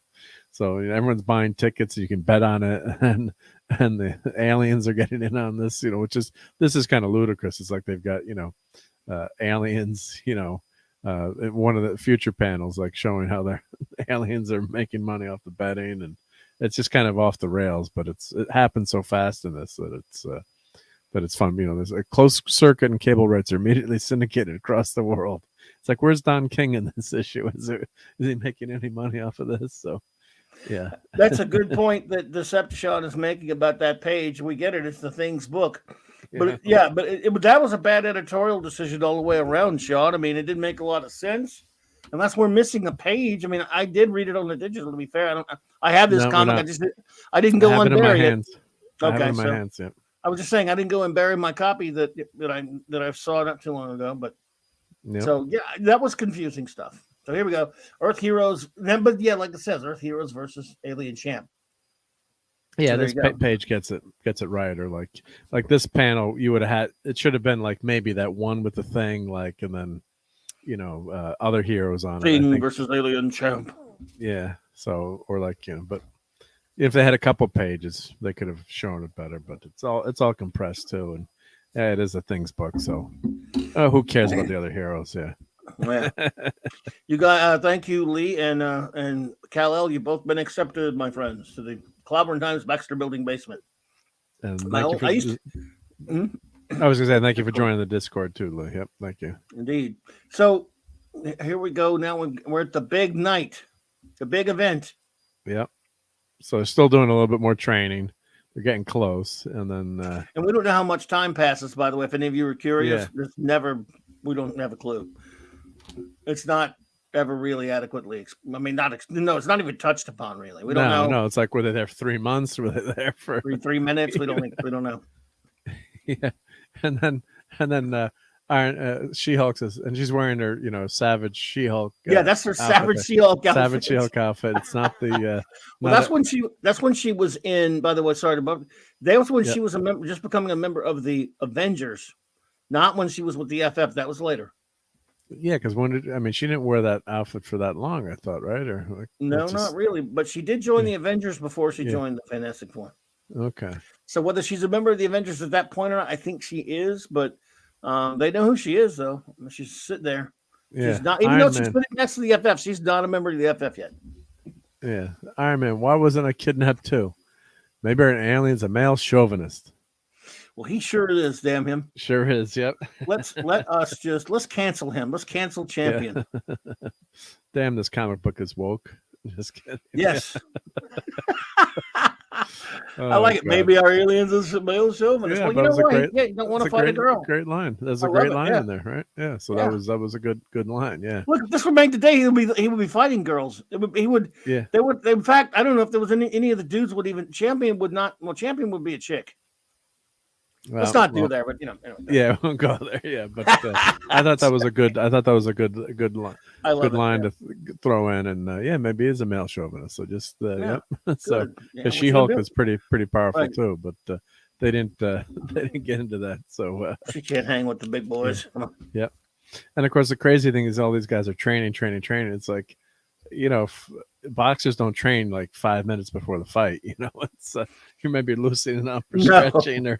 So it's like Sasquatch is still on this. It's like, how long did they train for? So it's got to be at least a few weeks. Or is it a month? Is it 3 months? Is it, and then what happened to all the, the heroes when they're gone here? So it's, and then this line by Colossus, I must be strong. Can't disgrace the X-Men or myself. So he's very unsure of himself at this point as a hero. So, and Thor is like, I'm gonna, in his highfalutin words, basically saying he's gonna beat the champion. No way can the champion compete with him. Yep. Though the champion doth possess power enough to shatter worlds, he shall not find Thor wanting. I stand ready to defend the earth with all my strength and my life, if needs be. Yeah, that's a great Thor line. That's a Thor line. He's being very Thor. He's got his hammer. Yeah. Yep. And he bamps into the ring. Keely Chow. Roll Tide, Keely. Hey, Keely. In his boxing shorts and holding his hammer because he can't not have his hammer because he'll revert back to Don Blake. Yeah. So this was hysterical too, when they did this with the Thor. Thor comes in and he's like, my Asgardian raiment hath been transformed into this unseemly garb. And you're laughing here. It's like, another affront the champion must answer for. And the guy's like, Mickey's like, listen up, kid. Like that. And he's got the hammer. This is ridiculous, holding the hammer. Of course, like he has to hold the hammer. He has to hold it because the round, unless the rounds were 60 seconds. Yeah, 60 seconds or some shit. Which is kind of, well, that's a tight window there, man. So that's not fair at all. But yeah, there's 60 seconds, and he's got to wear that. And here you go. He's just like, he'll still fight, but man, he's got an unfair advantage. He's got the helmet on, and he's still got the helmet on too. It's like I love that he's wearing the helmet. Yeah, they didn't take the helmet off. Ode's blood, bam. Ode's blood. And that's a nice shot there. Yeah. And it says in the background, it's like, there's just different ads on there in the background you can read if you blow it up. But Miller Beer, Jansen Ale. Read Epic. That means Read Epic. Epic Comics. That's the Epic magazine. Comic Marvel. Make mine Marvel. Well, let's see here. Miller something. Miller. Well, Klaus Johnson. So Johnson Miller Jansen, Jansen, beer, Jansen Miller Ale. beer, Jansen ale. Yeah, Right? yeah, that's hysterical. Yeah, yeah. Oh, shit. There you go. This is below Ma, today. Jolly Marvel. Yeah, listen up, kid. Lighten up, Francis. And this panel is funny. I love this because Lighten these up, Frank. it's the X-Men sneaking in there, It's really Wolverine and beyond belief. Cyclops. And Cyclops with the hat isn't going back. Like no one's gonna notice. These So guys stupid. raincoats and the hats going. They're not going right? to know him, but they got their costumes. And then aren't they going to recognize somebody firing him firing his eye blast at the damn? Yeah. Why would you, dude? No one can get through it. Reed Richards can't find a way through it, but the X-Men, for some reason, decide Wolverine's claws and Cyclops' eye blast are going to do something. Why? Yeah. And then no one. Where is everyone when they do that? By the way, and why doesn't his eye beam bounce they're just off? standing there. Yeah, they're just going down the aisle there. Yeah. His eye beams, I guess, are absorbed. I don't know. Yeah. Then they got bamfed away. What the hell they do with them? Yeah. Be careful if we don't know if. Where are you got? What they do with the Wolverine and Cyclops? Well, they just nothing. They just send them away, I guess. Nothing happens. Yeah, they just can't get in, and they just they don't even care. I guess, right? Yeah. They send them into the cornfield. Yeah, the champion has arrived. Yeah, so champion is here. I love that hat Wolverine's wearing too.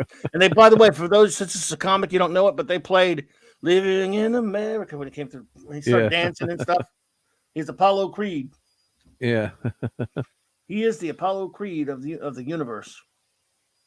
Yeah, do not seek to understand me. I'm too far beyond you. You call yourself a god. Perhaps that is what you seem to the inhabitants of this backward cosmic moat. Yet compared to you, I am a god with hungers and desires which befit only me. He is he is dressing Thor down, folks. Yeah, gonna take that. He's Thor? like dissing Thor right in the middle of the day. He's like in front of everybody, like you ain't no god next to me, boy.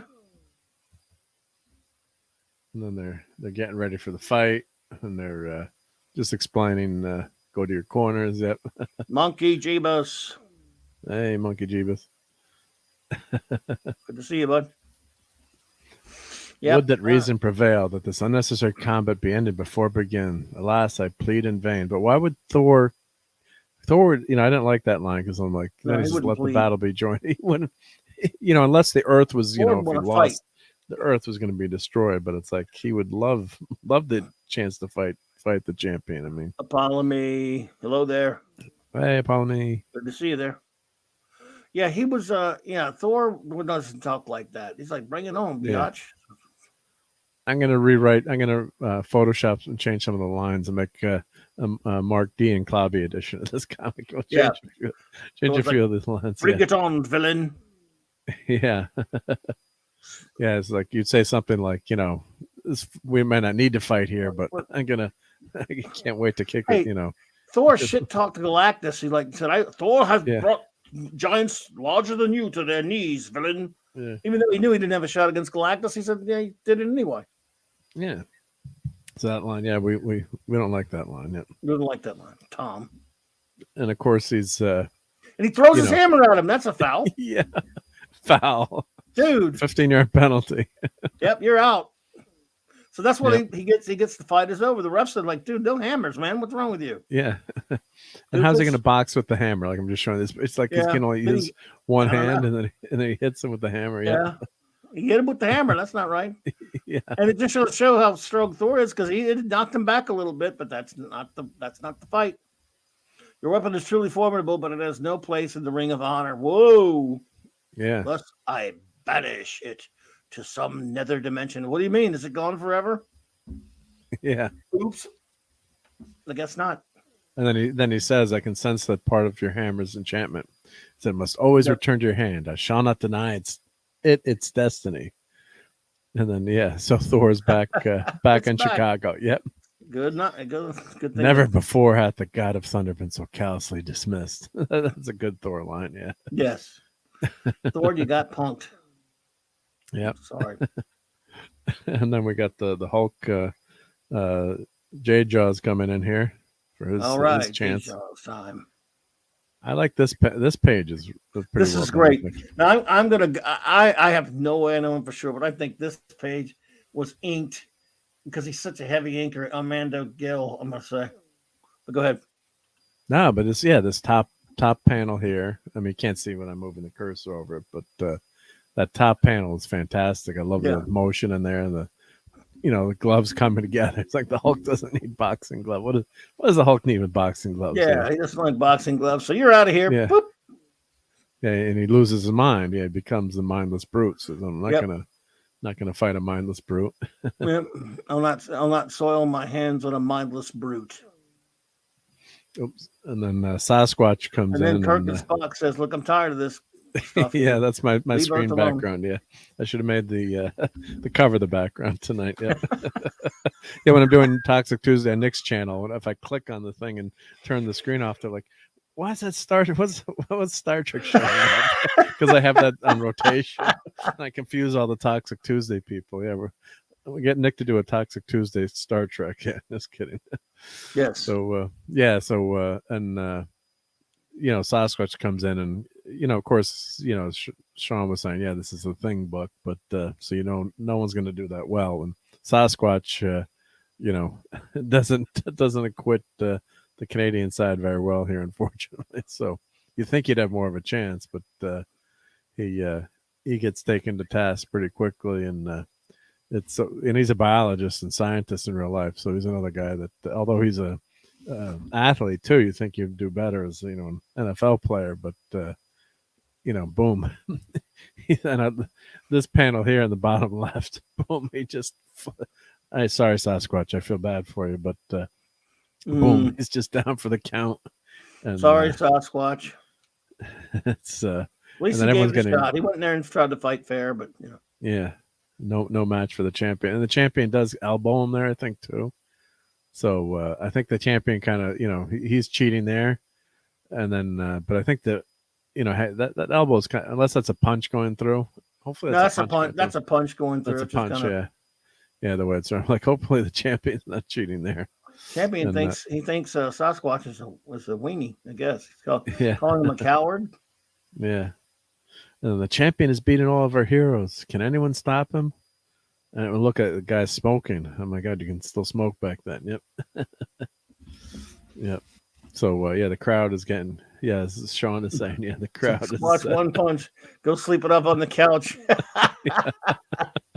Oh, I love the shots of the crowd. They look so distraught, and they all think they're screwed. Oh yeah. Oh ye of little faith, humans. Well, yeah.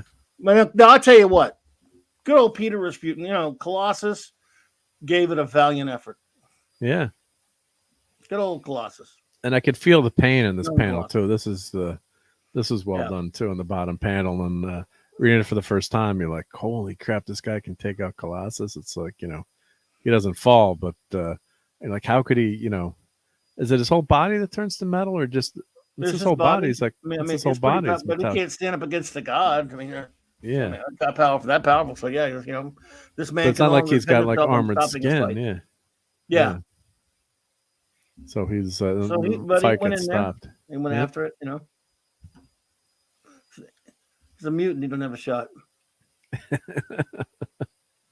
And then of course Ben is still training here at this point, right. Which is funny. Yeah. Get back to your training. It's like, wait a minute. It's the day of the fight. Yeah. The kid did himself proud. Lasted almost a full round. Hope he ain't hurt too bad. So you've seen Ben's sympathy there too. Yeah, he felt bad for Colossus, but again, the kid did himself proud. So now Simon Williams is a scientist. Yes, he's got powers. Like I mean, Wonder Man's strong. Wonder Man can fight with Thor and stuff, but like I said, he doesn't have fighter training or anything. Yep. So he didn't know what he's doing. Yeah, and Ben's like, you got to fight to win. It's like, all right, I'll do my best. Bam, yep. Get back to your training, Earthworm. You're next. You know something, Smiley? I used to be a football jock in college, a real competitor. This champion claims he only wants a good fight. Well, get one in spades, right? Shut up and get back to work. And then our buddy, Wonder Man, unfortunately, isn't doing so well in the ring here. So I mean, you can see how strong he is because he's not knocked out by that punch. But he's like, I don't belong here. I never wanted to be a hero. Never wanted to fight or use my strength. but I can hear the crowd begging me to get back on my feet. So you think maybe he's going to do, with that, I think he's going to do pretty well. But then this didn't make sense. Like I would have rather he would have been knocked out. Yeah, what the hell? Cheating. Tearing up the ring. Come on, Simon. Yeah. Of course, he's made mistakes before, but he started out as a villain, so. Yeah, but this made no sense. Right? I mean, I would have thought after this setup here, I would have thought he would have had, a few, gotten a bunch of punches in and then gotten knocked out. It's like, it's like I'm going to wrap this around your worthless hide. I'm like, well, what's that going to do? The guys, all the heroes together couldn't take him, at one time. You've got to box him. He wants to box. So now they got to get a timeout and the ring's going to be repaired. And this is where you find out the stakes here. So this world is unworthy of our glorious gift, the thrill, the joy of true competition. I fear may even prove unworthy of continued existence. And you're like, what? Well, what? Of course, the crowd doesn't know this here, but now you're sensing the stakes Dead here. Man. They don't ever tell the world what's at stake. Yep. In other words, only the fighters know. Because that was kind of weird too. I've never been that clear on that part of the story. Yeah, I think I don't think they told anyone because this looks like inside a control room with the promoter here. So, I mean, if they had made an announcement, like what I think should have happened, the champion should have given this speech just outside the ring or in the ring because he's clearly teleporting out while they fix the ring. Yeah, but if they all know they're all about to die, if these guys don't beat him, it's going to cause ridiculous worldwide panic. And all this other kind of stuff, so they probably don't tell them. But it's not that much time, too. How much time? Yeah, but it would still cause a lot of crap. They want people. I don't think he wants people to know. I don't know. Yeah, and the hopes and prayers of the entire world are riding with him. So the things on his own. So or maybe they do know too. Well, this is weird too here because then he says, "Yeah, the thing's on his own." So it's like, why do they care if he wins or people want him not to get hurt, but why are they saying that here? So that's that contradiction. So it's I would have preferred this panel in the more clarity would have been nice here. Yeah, so that because then people when they're cheering for Ben, it would mean even more too because he's fighting for the planet, not just so as a reader this and that's in your mind, but and this panel, I just think they should have just put this in a different spot. I think this should have been here. This is kind of saying what the stakes are with this panel here. So right, I think that should have been made. Even though it's mass hysteria. Cats and dogs living together.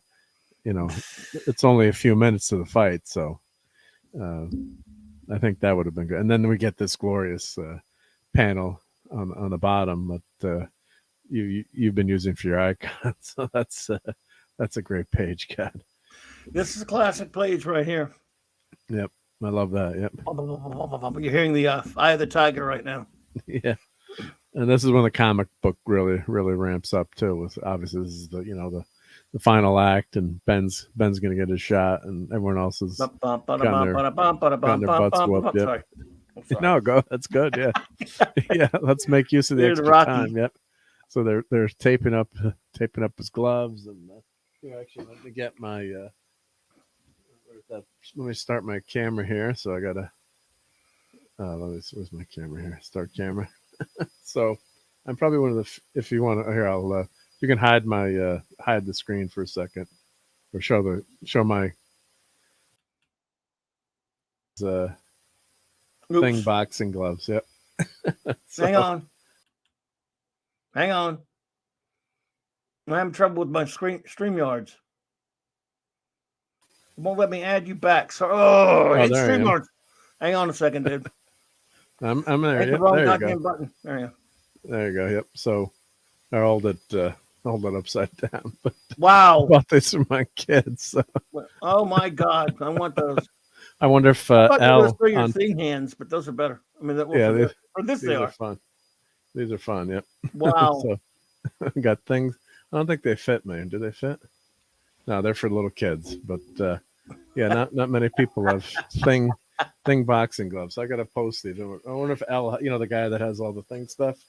He might not have those, man. You need to show them to him. I got to show. I got to show him. He might have them, but you never know. You got to show those to him, man. So I got those. So I'm gonna be wearing these, and then of course I have Thing. The Thing hands. Kind of like yes, of course, like the Hulk. Yep. It's clobbering time. And probably not many people have these Thing feet. Wow. What sound do they make? Well, I was trying to change the battery before we went live, but I think they just do like the hands. They say clobbering. Yeah, feet? I can't remember what I'll change the batteries later, or put batteries in. Usually take the batteries out. I got Thing feet. Well, there was a set that they were selling, and it was Thing feet, the Thing hands, and there's like a chest plate of the Thing. And I do have actually a Thing costume from the FF movie. It shrank in the attic, so it no longer fits. But that's my story. I'm sticking to it. But, nice. So those are my props for tonight. No. Using my I'm gonna send that to you. So I printed a nice big what's work for if not to waste paper and ink on a nice big printout of the love it. Love that cover. Nice. Ron, I gotta get Ron Wilson to sign that one day. And I'll show this. Well, I might as well show it now, right? We're not done with the story yet. Yeah, no, I'm just gonna show the cover just so you can see the, so that's I got a bunch of, we'll show the inside after, and then of course the back is not on there. All right, so we'll show this. It's not a spoiler, but this dates it for you. So this is coming soon. Games. Parker Brothers. Yep, this is a great Empire Strikes Back on the Atari. God, this was a good game. So you look at those graphics there. Yes, buddy. When comics were fun. Yep. And now we're on to the big main event right here, bro. Yeah, there we go. Yep. Hang on a sec. Yep. Now for the main event, folks.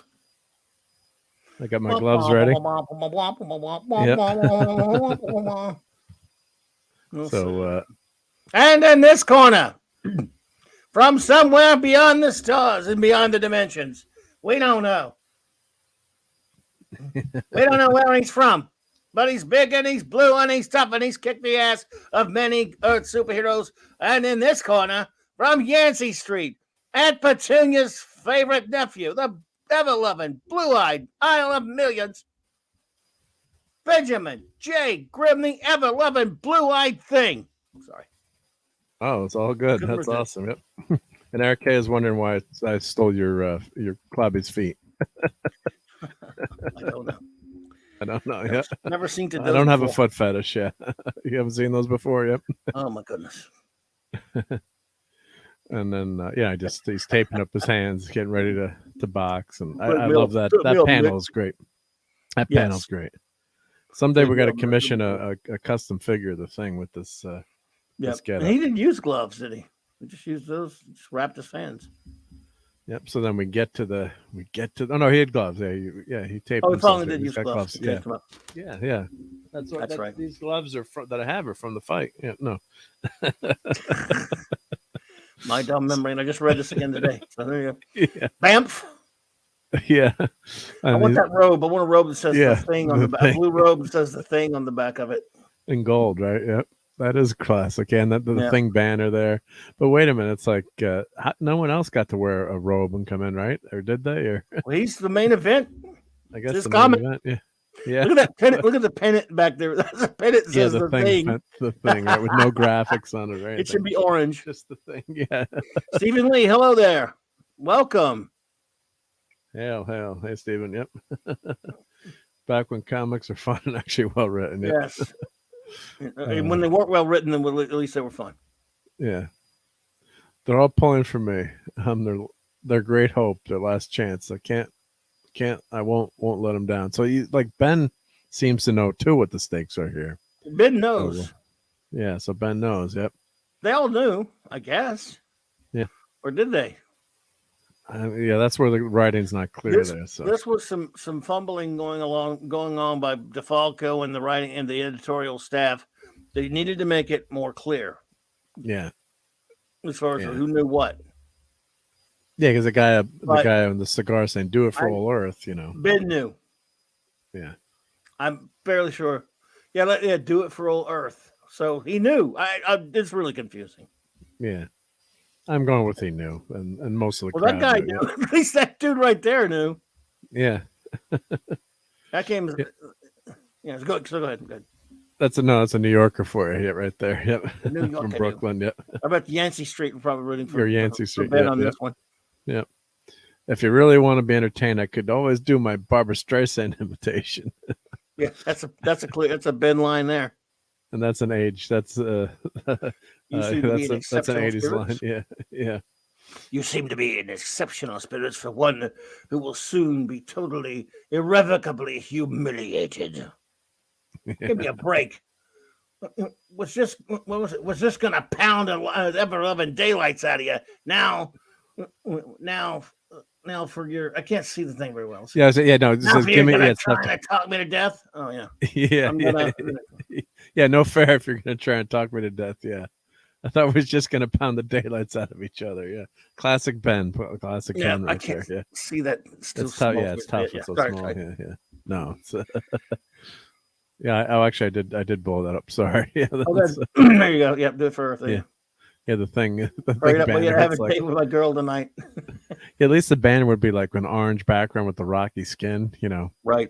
We'll commission a special edition, yep, with fixing the little things we don't like, yeah. And this is actually a pretty good panel, actually. It's kind of stuck. Right here. Yeah, it's stuck in the middle there, but when it's blown up like that, yeah. But okay. Relax, Earthworm. You'll do your best, even though it won't be good enough. Yeah. Thanks a lot, Nick. Yeah. There we go. Nah, doesn't get a cut of those pennant flag sales? I don't know, but they should be orange, is all I'm saying. They should be orange, yep. There you go. Give me a break. Yeah. I thought we were just going to pound the living daylights out of each other. And Ben's not drawn that well in that panel, but yeah, it's still a good layout there. That ink, those inks are terrible. Yeah, that his nose, and yeah, that's I would take his head from this one, yeah. And then of course we get to the fight here. I think I blew these up, so let's go. That's the main page, and I think I did blow that up. Yeah, so you can enjoy that one. Yep. I've already wasted too much time with this pitiful little mud ball. Let me get out of here. So yeah. And that's a good moment. Two powerful foes slowly circle the ring, carefully testing each other's speed, skill and agility, and then boom, scratch. There, I knew I could slip that. This is weird. Here's weird dialogue though. There, yeah. I knew I could slip that earth-shaking haymaker beneath your guard. Haymaker? That's what Ben would say. Yeah, and of course he's an alien too. So why would we say earth-shaking? I could send this, world-shattering punch beneath your guard. All right, we just rewrote the panel. Yeah, that's a Ben thing to say. Yeah. But of course, when you're working fast and you're writing, and those guys were on some serious deadlines under a tyrant like Jim Shooter. Boom. You're just gonna get it out there. But I love the kinetic energy of that panel, though. That really shows. It's pretty good. Getting nailed, yeah. So that is pretty good, yeah. We didn't get a Banff at least. Why he's flying feet first from that hit? You got me, but yeah. A pity for an all too brief moment. I thought you might prove to be a formidable foe. He was almost mistaken. I pity the fool. I pity the fool. You're like all the rest, yeah. And then this thought balloon is a good one here. No one ever hit me like that before. Not the Hulk, not Surfer, not nobody. So, that's a good setup. Troubled times for Benji. Troubled times for Benji, folks. Yep. Oof. Last one was tossing me back right into the ring. Guess I can't use the old rope-a-dope for a breather.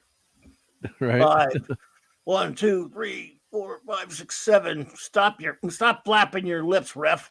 The fight's just starting. You ain't seen nothing yet. I love that. That's a great This is your last chance to surrender, champion. Take my word for it. You don't want to risk me losing my temper. I love Ben. Yeah, so this is just Ben Grimm summed up, these pages in this panel. That's why everyone, Ben Grimm fans or FF fans particularly love this comic, because this is where he's, showing his true character and how, he's not as powerful as the Hulk or some of these other people. And he says that coming up, but it's just, you just love his fighting spirit here. And it's quintessential, Ben Grimm, the Thing, and, with the wisecracks and, you can't get me down. And of course, here too, the rope-a-dope is, what Muhammad Ali would do. He'd let, he's getting older in his career. Yep, he'd let the people rope-a-dope. pound him off the ropes, and he used that. Was it Foreman he beat using the rope-a-dope? I think so. He used it a Foreman lot who later. was famous. Yeah. I think Foreman was, and he just Foreman just, couldn't knock him out, and he just took it all, and then he came back and beat George Foreman, if I'm correct. So that's Muhammad Ali here reference too. Yeah, float like a butterfly thing. Go ahead. Yep. So that's then I broke this panel up too. I think I did, but you can see that it's nice to see the whole layout of the page there, and just Ben getting his butt whooped, unfortunately, and you're pulling for him. You're like, what's going to happen to Ben here? What's going to happen to the planet? So even though obviously, you think Ben's going to win, otherwise what's going to happen? But then you're reading this, you're like, well, maybe he's not going to win, but he does, manage to duck beneath the blow there and silence still your taunting tongue. Got a shot in. Yep. Come and get me, champion. By the time I'm through with you, even little old ladies will be able to push you around. Yeah. Still Ben. He's Ben to the end, isn't he? Yeah. He might ruin my beautiful profile. This guy's fighting for real. So can I didn't, that line didn't like, so can I, like, why would Ben say that it. Line? Because it's like, that was a mistake. That was supposed to be a thought balloon, probably. I've never been over fond of the use of thought balloons as exposition, but that was a big thing of comics still at that time. Later, they got rid of it editorially. They were still doing it, and it was always kind of clumsy and silly. Yeah, so that's a mistake. Even in old comics, yeah, or you could say this guy's, the real deal or whatever, something like that, but not. He's not fighting. He's fighting for real there, but he does nail him here. This is the Rocky comeback here. Good shot, man. And you're like, maybe Ben's gonna win. You see that. Maybe he's actually gonna pull this off, or We're already past the first round. Well, this is the first second. round. We're still in the first round now. First round, yeah. I think, yeah. So then the next line is. There we go. Yeah. That's the middle. The middle there. Yep. So we say incredible. You managed to survive the first round. Just goes to show you what clean living will do for you, fella. Yeah. Round 2. Yep. Nobody usually gets past 2. Yep. And then he knows. Then he knows what a strategy is. Trying to stay away from him. It's completely transparent. He says, "Yeah, yeah." I like what Ben says. Basically that would have sent him into orbit without the force field. Yeah. And the space shuttle was just a new. Pretty relatively young there too. That's a cool reference. Right. The space shuttle was just yes. The Enterprise shuttle. I can't remember what the first launch was. I think it was 83 or around that time. They had one maybe launched a little bit before that, but yeah. So, and then he's got to angle my fall and land right on top of him. Good night, Lee. Have a good night, man. Good night. Take care, Lee. Yeah. Here we go. Night. This is great. Yeah, I think I blew. I blew this up. Yeah. Okay. Fool, do you really think such a clumsy attack would work? That's kind of cringy line there too. I mean, it's like you just hit him up to the top. It's like Ben's got to come down somewhere. Tried to land on him, and it just didn't work. Yeah. Don't you believe it, ref? Because he's about to give him the TKO. He's got a black eye, even though he's orange. Yep. Not even begun to fight. I love that panel. The ring is repaired between rounds. I assume quite quickly. Yep. This isn't a fight; it's a massacre. Oh dear me. Where's Aunt May? I don't know. Yeah, the Thing's been beating the accounts, but just barely. How much longer can this hold out? The other funny thing is too, they kept saying how expensive the tickets were for this. Like it cost you the price of a car. And you got all these regular Joes in there, which I like. But it's like, wait a minute, it'd be all Hollywood types or, the rich and the famous in there. Yep. Oh, D-Bud Martin, yeah, Columbia was 1981. Yeah, thank you. So relatively close. Yeah. There you go. Yeah. Who you trying to kid? That deserted me last. That deserted me last round. Oh, unbelievable. You've outlasted every opponent I've ever faced. How much longer can even your incredible endurance sustain you? Yeah. I'm fighting on good looks and sheer personality alone. That's a better line. Yeah, that other line's kind of awkward. Yeah, that's an awkward. Yeah, like that. The top line, didn't work as a comeback. That right. That line I would rewrite. Yeah. Yes. Yes. Absolutely. Yeah. Yep. No. Foul. Foul. No grabbing around about the waist. This would be a good shirt, I think, too, if you fit that panel on his shirt. That's. Yep. I ain't even begun to fight. I'd love that shirt. Yeah, ring that'd be a good shirt to make. Repaired between rounds. Yeah, that would be good. Especially and that. It's not looking good for our hero here. Yeah, I think I blew this up too. Yeah. I'll go back just so you can get an idea of it. It's always nice to see the whole page together. Yeah. Kinetically goes, and that's that middle panel bottom. That's well done. I think too. It's not looking good for our hero yet. Never before have I known such joy, such pleasure. Wow, dude! For countless eons, I have wandered the spaceways, seeking a foe worthy of my full fury. At last, I have found him. Well, goody for you. I ain't exactly thrilled by the honor. My ribs! I think that last blow shattered them. Oh, I have something blocking it, so I can't see it. I'm sorry. You must be real happy now. Must be real happy now. How about we call this quits when one of us really gets hurt? I don't know why. Why would he say that? Yeah. But I like the real happy now, but how about we call this quit? Ben would never say, I guess he's kind of taunting the guy, like he's been beating him up like crazy. Well, he doesn't want to kill him either, but I think he thinks he's had a chance to, but yeah. He's taunting him there. Yeah. I serve the game, the glorious spirit of competition. I will not stop until one of us is totally crushed or eliminated. But wait, aren't they both going to get participation trophies at this point? I mean, are they keeping score? Yeah.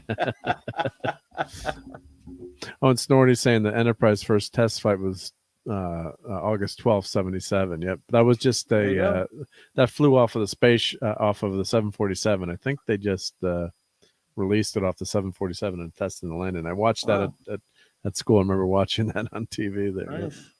I think I blew this one up too, but here's the panels going, and we're getting close to the end here. But it's a glorious way to end this comic. So yeah, so Ben is just really getting beaten up here. And it's really kind of sad, to see your hero and your beat me. All champion right watching me, counting on me. Yeah. Again, do they know? He knows. Can't let him win. The others possess courage and strength, but they lack the skill and desire to survive, to play by the rules. Only you had an instinctive understanding of competition.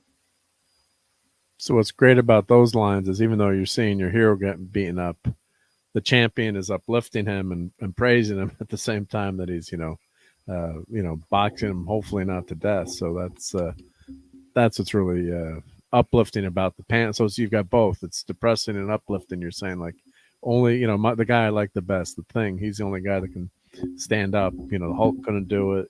Thor couldn't do it.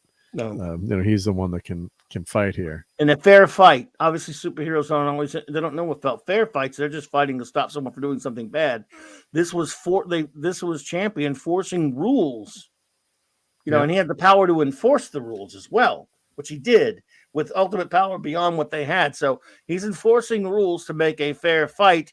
That made it a different story with the suit. That's I think one of the brilliant things about the story. Actually, yeah, it's a boxing. It's actually a boxing match. I think that's the most clever thing about the story. We can make fun of it. There are a lot of clunky bits of the writing and even the art, but that's the most intelligent part of the story. Is that we have to make a character who's near godlike Galactus, level, and he could enforce these rules on this silly boxing match so that these guys can't. Obviously, the Avengers or the FF or them fought him, all took him on. That would be a different story. Using, you're not fighting by any rules in a superhero battle. This is a superhero, sure, but he's forced into a fair sporting event fight, and that's what's so different about this. That wasn't about power as much. It was about courage, heart, and soul and spirit, and that's why this comic is so potent, because it brings that out. This comic is about the spirit of Ben J. Grimm. 100%. Yep. And that's why we all love it. That's why I think it's just so special, and why people just enjoy it so much. And of course, you love that Rocky story, the underdog. Yep. And then maybe it's unfair to keep bringing up Rocky, but there's so many movies. Look, he's Rocky, so. Yeah, and he's Rocky, but but I mean, that's the classic, the movie Rudy, Greater. If you're a football fan, watch the movie Greater. It's one of my favorite sports movies. The underdog in life. That's you just love that.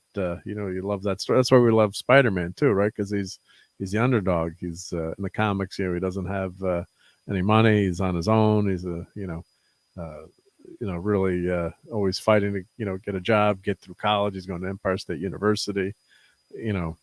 So that's why in the Marvel comics, Marvel films, now they've kind of reset the character, so it should be more like Spider-Man originally was. But that's what you love, that underdog, and no matter what it is, pick any kind of show or movie. Luke Skywalker, right? Ultimate underdog. He's going to destroy the Death Star with one shot and take out Darth Vader in Star Wars. And how's this kid on this Tatooine? And of course, when we first saw it, we didn't know all the backstory and what was, watching it the first time. It's an unbelievable underdog victory by the rebels. So it's that theme is just so universal. You just love it. Yeah. Well, Sean, that story there, which is one of the greatest stories of the Silver Age that you're referring to in Daredevil #7. One I will review soon, by the way. That's another one on the list, or going to be on the list. That this is pretty much, that's the precursor to this and many other stories. But yes, there's a definite spirit of Daredevil #7 in this comic. Yep, very good point, Sean. Yep, good point. Yeah. Yes. I did it. Lasted 3 complete rounds, but you'll never survive a 4th. And then originally I thought it was only a 3-round fight, but I guess no one's ever made it past the 2nd round. They said no one ever. Yep. Yeah. Yep. So thus I must stop this fight and declare the winner, the champion. Yep. Like a puppet whose strings. Yeah. You read it. Yep. No, go ahead. No, good. Yep. Like a puppet whose strings have been suddenly cut, the thing folds in upon himself and slowly crumbles to the floor. And you're just like, as a kid, you're reading it and you're like, what the hell happened? What's going on with that? How could he get knocked out here? It's just you're kind of you're like, what's going to happen next? And an aside here, I didn't understand what was this behind the boxing ring. What's this extra post or whatever? What behind Ben? You probably can't see my cursor, but that's a really weird boxing setup here. I don't know. Yeah, I don't know. I'm like, why is that drawn there? It's like a boxing ring doesn't have that post. That's an aside here. You're not thinking about that when you read it the first time. You're like, what the hell happened? Champion. Yep. Adrian. Oh. Ain't gonna be no rematch. And here we go. This is right. This is the key right here to everything. Go for it. Yep. I hope that you blow that up. There you go. Yep. I am the champion now and forever.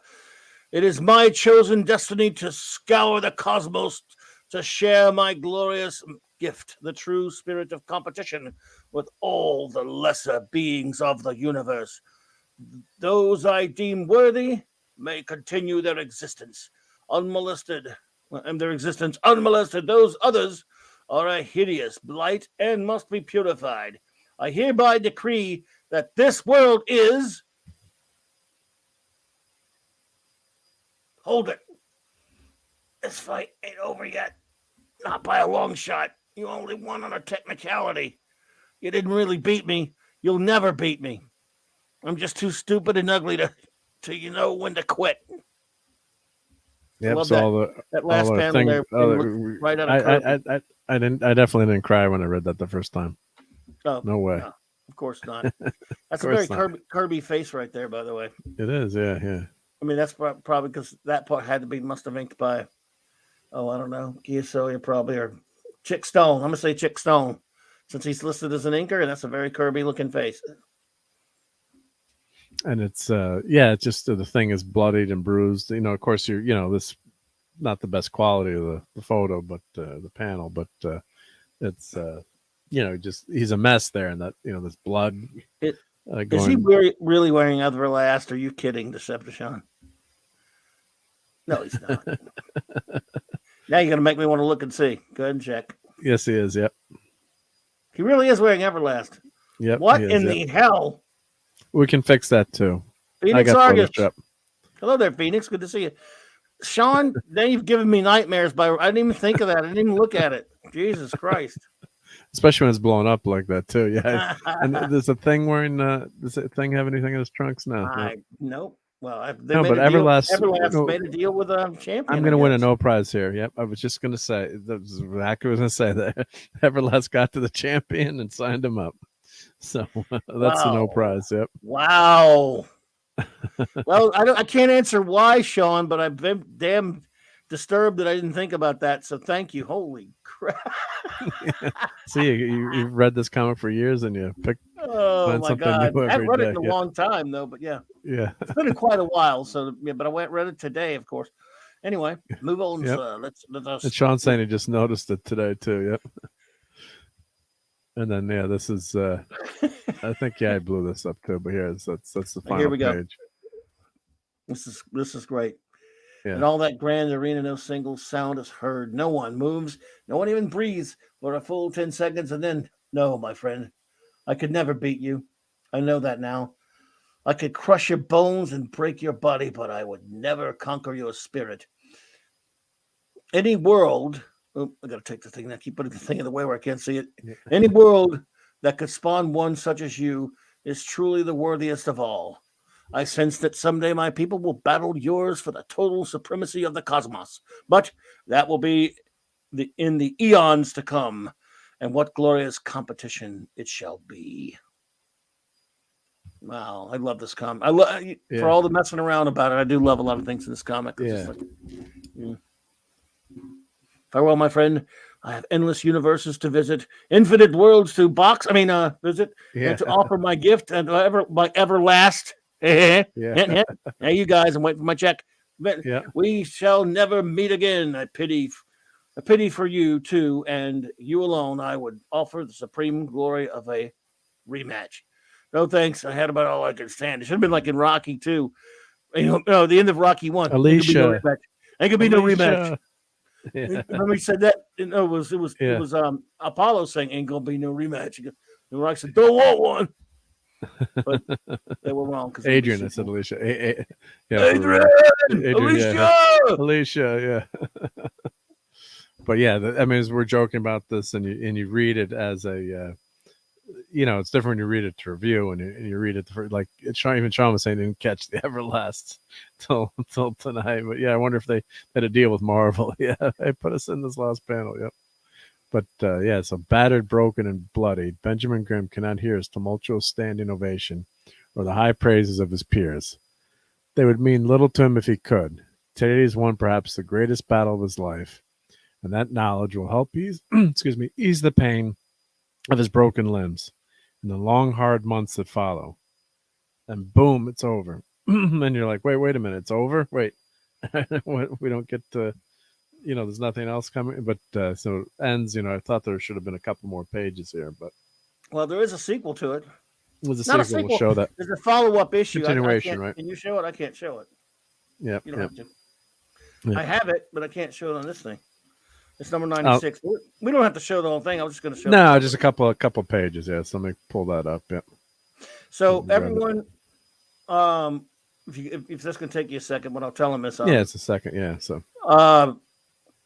There's this blog that I love. If you are a fan of Marvel 2-in-1, as I am, this as I talked about at the top of the show, this blog is fantastic. This guy reviews every single issue and he rates them. And of course, he tells you all kind of fun info about it. For example, he tells you look, if you go to the bottom, he goes, did they say clobber? Did he say it's clobbering time? If they said it or how it was, in this case, this issue, he does not say it. He said, but he also added, I don't think it needs it. I don't think it needs it. Do you? In that case. And he also lets you know if he mentions Aunt Petunia, but nope, not in this one. Then he puts things of interest and stuff like that, but he rates he tells all the credits and everything, and he gives it a rating of thing heads. In this case, he gave it 4.5 thing heads. 5's the highest rating. Wow. So he loved it. And then the follow-up to this was Marvel 2-in-1 number 96. And I've reread it a few times, but I'm not going to go through it that much in it. But if there's a couple of pages here, we could talk about it a little bit. Well, that's because I hadn't read this in a while, and I'm reading it. I can talk about it a little bit. But when I was asking tonight, I'm like, wasn't there? That's why I thought when I checked what the comic, I'm like, oh, because I had bought it digitally, and I'm like, oh, well, let me grab my issue out. I'm like, they missed a couple pages. I'm like, wasn't there a nurse that was, Ben was in the hospital, and of course it was this issue number 96, which I remember, but it was it was like, what happened here? Where's the what happened to the hospital part? And then, of course, this is this issue 96. You know something, Snorty? I've always, when I watched that episode, because that was a great episode with Worf fighting the Jimador like that always reminded me of this comic book. So you might be saying, I wonder if it inspired the DS9 episode by Inferno's Light, where the Jimador says, remember this one? Worf has kept going into the ring to fight the Jimador, and eventually they're just beating the shit out of him because he's all bloodied and messed up, and they keep fighting him and over over again. And finally, one of them actually sacrifices his life because he was impressed by Worf's valor. That episode's, which is really good, that always made me think of this comic. Yeah, that fighting spirit. Not this comic, the annual.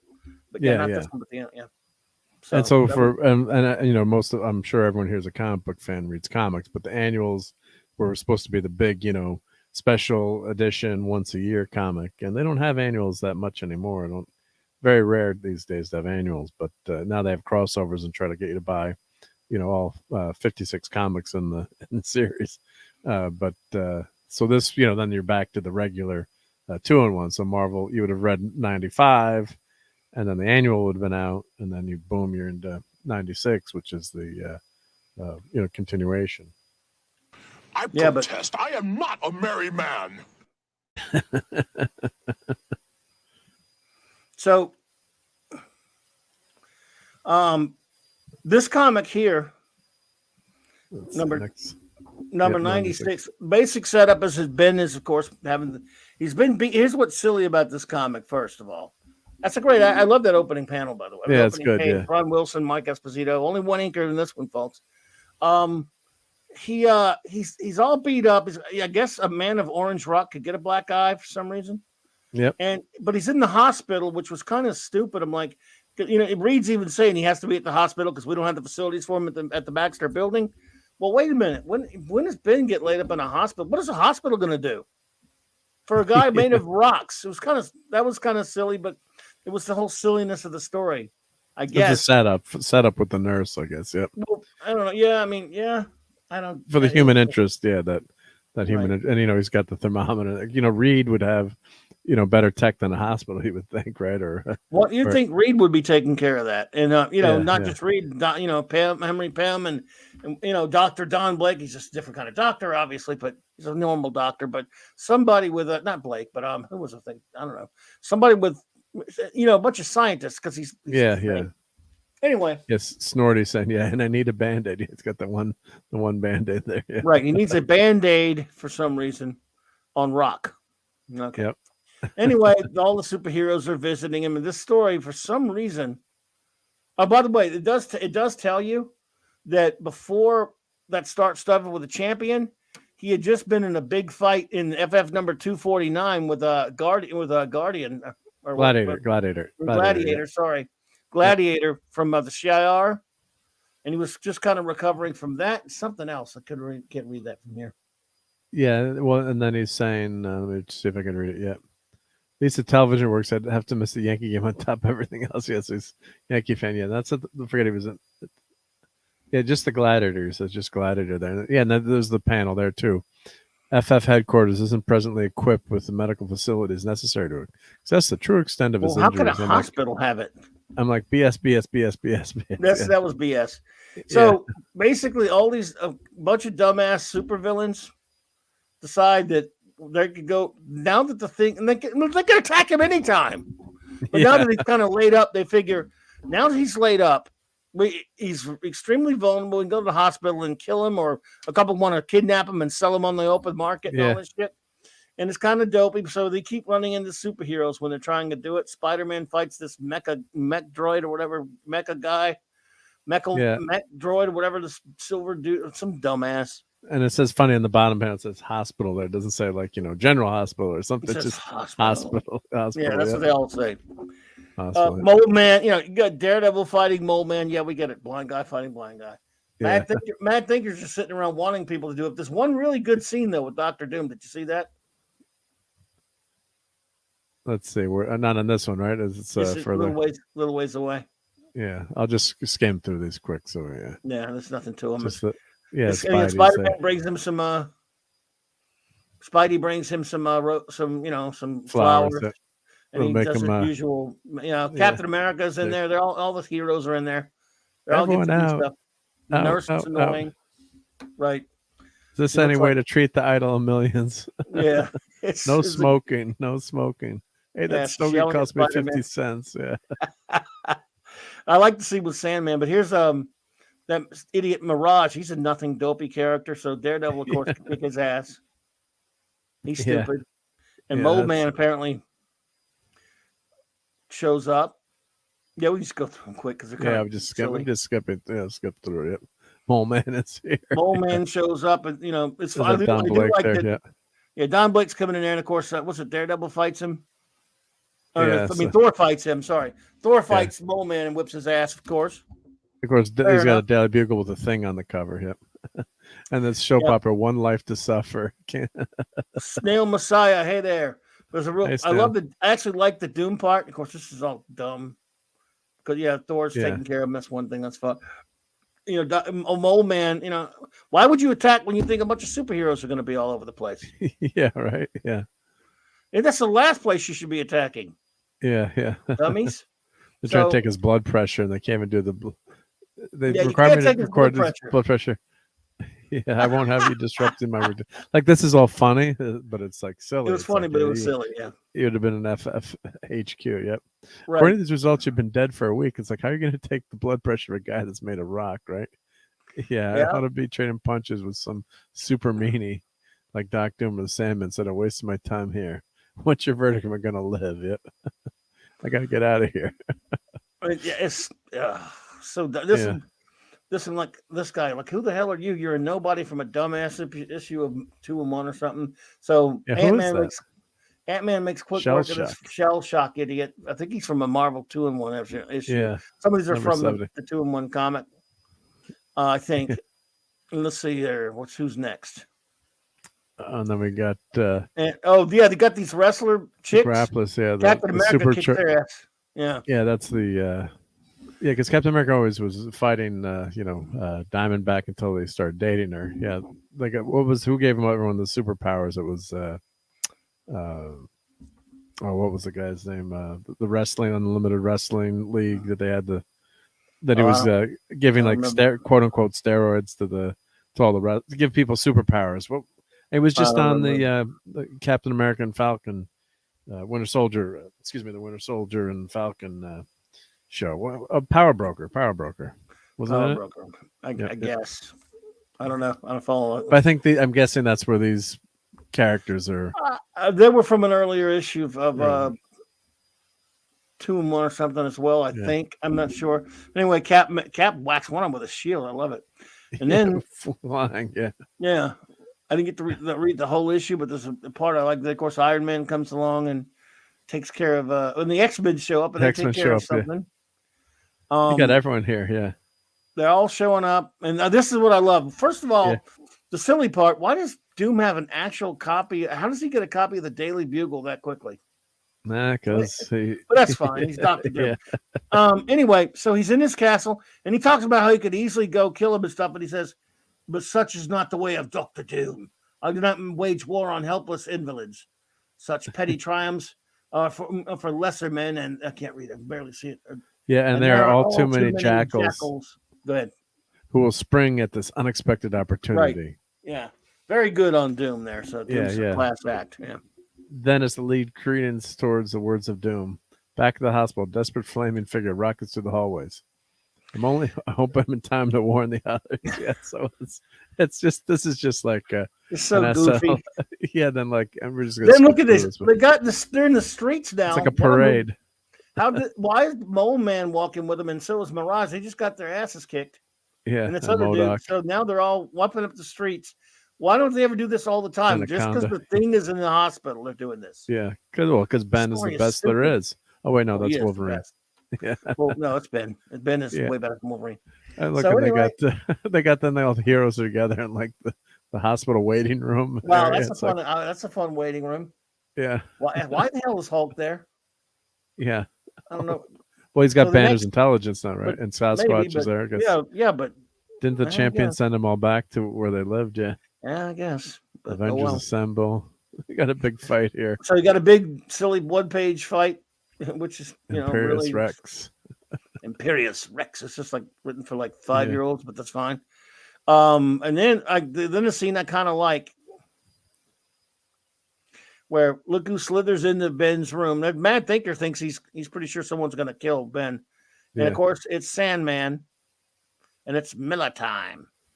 Yeah, right. Sandman brings beer and cigars because they're really nice guy. Remember, because they had an issue earlier where they were buddies, where they just hung out and talked. Yeah, it was an issue of a pretty good issue of Marvel 2-in-1, where the two of them just sat there and talked. They didn't fight them for a while there.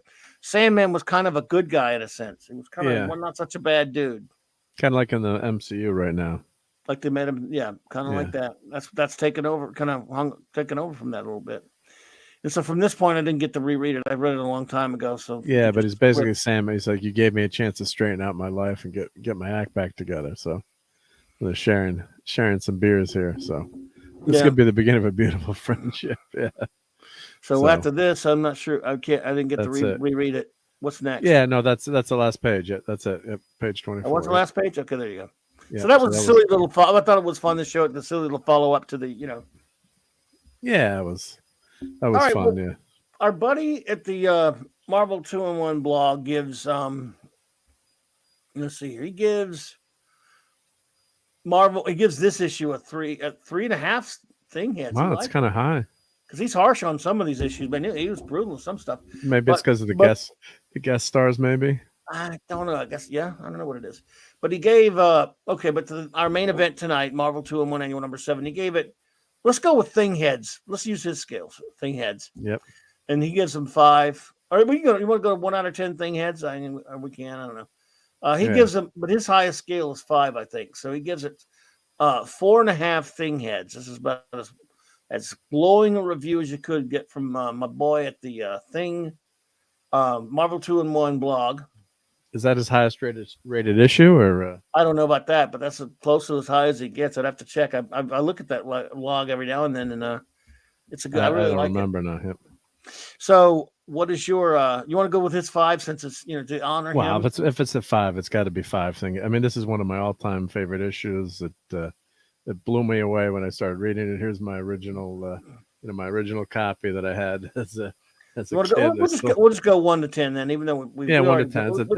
It's a 10. Yep, it's a 10 here. I'm losing my I lose my headphones on the excitement. Yeah, but it's it was a great. God, it was just fun to read as a kid. And of course, get that last, that splash page with Ben there, decked out, ready to go. That panel, that's probably my favorite panel in the whole issue, I think. And of course, the cover is, fantastic too. But you just, you read it and you're just so into this issue, and especially as a kid, reading it. And of course, we didn't show the ads, but of course you've got, back when you had to buy you could order comics from Mile High Comics. That brings you back. So. Yeah, I can't see it. My eyes are shut now. But like X-Men number 11 is $12. But it's just it's just that classic story of the underdog, Ben, taking on the champion, and you don't think that he's got a shot, and he just kicks ass and he gets it done, and you're rooting for him the whole time, and like you said, you do want to stand up and cheer, at that ending. It's just so great when he's just and the champion is really a guy with a lot of honor, and he's giving him all these compliments as he's beating him up. He's destroying Ben physically, but mentally he never wins. So that's what's so amazing about this comic and about the story, and why we love Ben Grimm. So so the comic is a totally different effect too. I think when you read it physically, you get the smell of the comic, you got your ads here, and you read it, and although this one's kind of faded and not, the colors haven't lasted, that, it's showing its age now. But there's just something about it. And this is always going to be, I've got this hanging up on my wall back there, as you can see. Of course. So that's always, when you mention, when you meet someone talking about comics, you mention this issue, you say, hey, what's your favorite, thing issue? And everyone always says, even if they don't know the number, a lot of times people forget the numbers, and I forget a lot of numbers too. But oh yeah, that time the thing fought the champion. That was an awesome comic, wasn't it? So that's why it's just got so many. It's got the nostalgia too. I think maybe if I had read this today as a jaded adult, maybe I wouldn't have. I'd obviously like the comic, but it's just got that nostalgia factor. Just loving it as a kid. So it's one of my all-time favorite comics. That I remember reading it the first time and saying, "Damn, this was awesome. This was so good." So yeah, it was. I think that, I mean, I could, you're seeing it through a more. I'm certainly can't help but viewing it through a more critical eye today. But this comic wasn't printed today. This comic was printed in 1982, sold to us as youngsters. And that's why I think a lot of people lose sight of that. Does that make getting criticism invalid? No, I make my criticisms, and I, of course, and jokes about it. Nevertheless, I'm going to rate it as I would have, as if it's 1982. I'm going to go ahead and give it a 10 as well, just because, there's so many things wrong with it. It's not even, I don't really even like the art that much, and I like Wilson okay, but what it does and what it says about the character Ben J. Grimm, I'm just a sucker for it. And so I'm going to just say whatever. Say what you want about my inability to be critical. I was critical of the story. At the same time, my rating won't be reflective of that, because I just love what it tells about the spirit of Ben J. Grimm, because he's my favorite character. So it's a bias. Yeah. I shouldn't let that happen, but I'm letting it happen. And I don't know if any of our good friends who are here have any rating themselves, like, sort of like we do on Star Trek. If you do, feel free to say if you read this story recently, and if you have a 1 to 10 rating. Not no biggie, was just asking in case you are interested to tell us. And so we'll give you a second there before we wrap things up. If any of you don't like it, we're going to clobber you. Might get clobbered. And here's another. So I brought this up down from my my bedroom tonight. So there's my my thing you can take a punch. This is not a pop. It's not a pop. This is a thing bobblehead. So you can take a. Come on, it's not a dust collector. It's a bobblehead. Yeah, it's a thing, so it gets a pass. And it's not a pop. It's not a Funko. It's not a Funko. This is old. Right. So you can take a punch. Yep. That's one of my favorites. So the missus lets me keep this in the shelf in the bedroom. So yep. So. Well, there you go. But there you go. I don't know if we have any. Yes, throw your ratings in there. We're going to see. I don't know if they have any ratings. I don't know if anyone really has read it. Well, you pretty much, from what we've shown, you probably should have a pretty good idea. But yeah. Yeah. Well, let's see. We gave it enough time. I don't think anyone unless my chat's just dead. Unless yours is working. No, we haven't gotten any ratings yet. But that's cool. That's all right. It's all good. Yep. You don't have to write a longer review. Yep. If we were to write stories with modern sensibilities, then we'll have clinical, sterile stories with no grit, all about soft emotions and no common realities, and how people think and talk. That is absolutely on the spot there, Snail Messiah. Absolutely. I tend to agree. Yeah. Yep. Well, I'll tell you what, folks. We will start to wrap it up then. Tomorrow night, you are going to be on our good buddy Nick Weiser's show for Toxic Tuesday, talking about Warriors come out to play. Well, actually, it's the missus' birthday officially now. She's asleep, so I better not wake her up. So we're going out to dinner at 8:00. So I'm assuming it's a school night. So I'm assuming I might be late to the show. We'll just say that. But I got you. Well, Nick, yeah, I gotta let Nick know that. But better tell him. him. So and he's gonna understand. Yeah. Tell him. Good night, D-Bud. Take it easy, bro. Appreciate it. Thank you all for being here tonight. Wednesday night, Open Geekness. Thursday night, Clobby's Clubhouse. Saturday night, Star Trek. And next Monday night, something to do with comics on Marc C. Comics Talk. I'm not sure what else is going on, but we will figure it out. I hope you all had fun tonight. I know I did. I really appreciate you all being here. Week from Wednesday, of course, the 1,000th episode celebration at CLOBBERIN Times is coming up. So we'll keep plugging that for you. And looking forward to that. Yeah, it's gonna be great celebration. Yep. Are we someone gonna send you a thing cake or? I don't. I hope so. I hope so. I hope so. I hope we'll have some good guests and stuff. But in the meantime, thank you, the great Eric K. and Chris Persia. You great wrenches, you. Snorted Poopas. Thank you, buddy. Kal-El. Thank you, sir. Snail Messiah. Good to see you, buddy. Thank you so much. Comic Relief Crusader. Thank you. Phoenix Largus. Thanks for popping in. Good to see you, man. Long time no see. Decepticon. Appreciate you, brother. And thanks to the great J-Man as well. Let's see here. Who else we got? I don't know. Probably forgetting people. You know how that goes. Yep. We got clobbered tonight. So yep. Stephen Lee, thank you. Yep. Appreciate it, Stephen Lee. Lee Anthony Davis, thank you for being here. I don't know who else we have. I think that's everybody. If I missed anyone, I am sorry.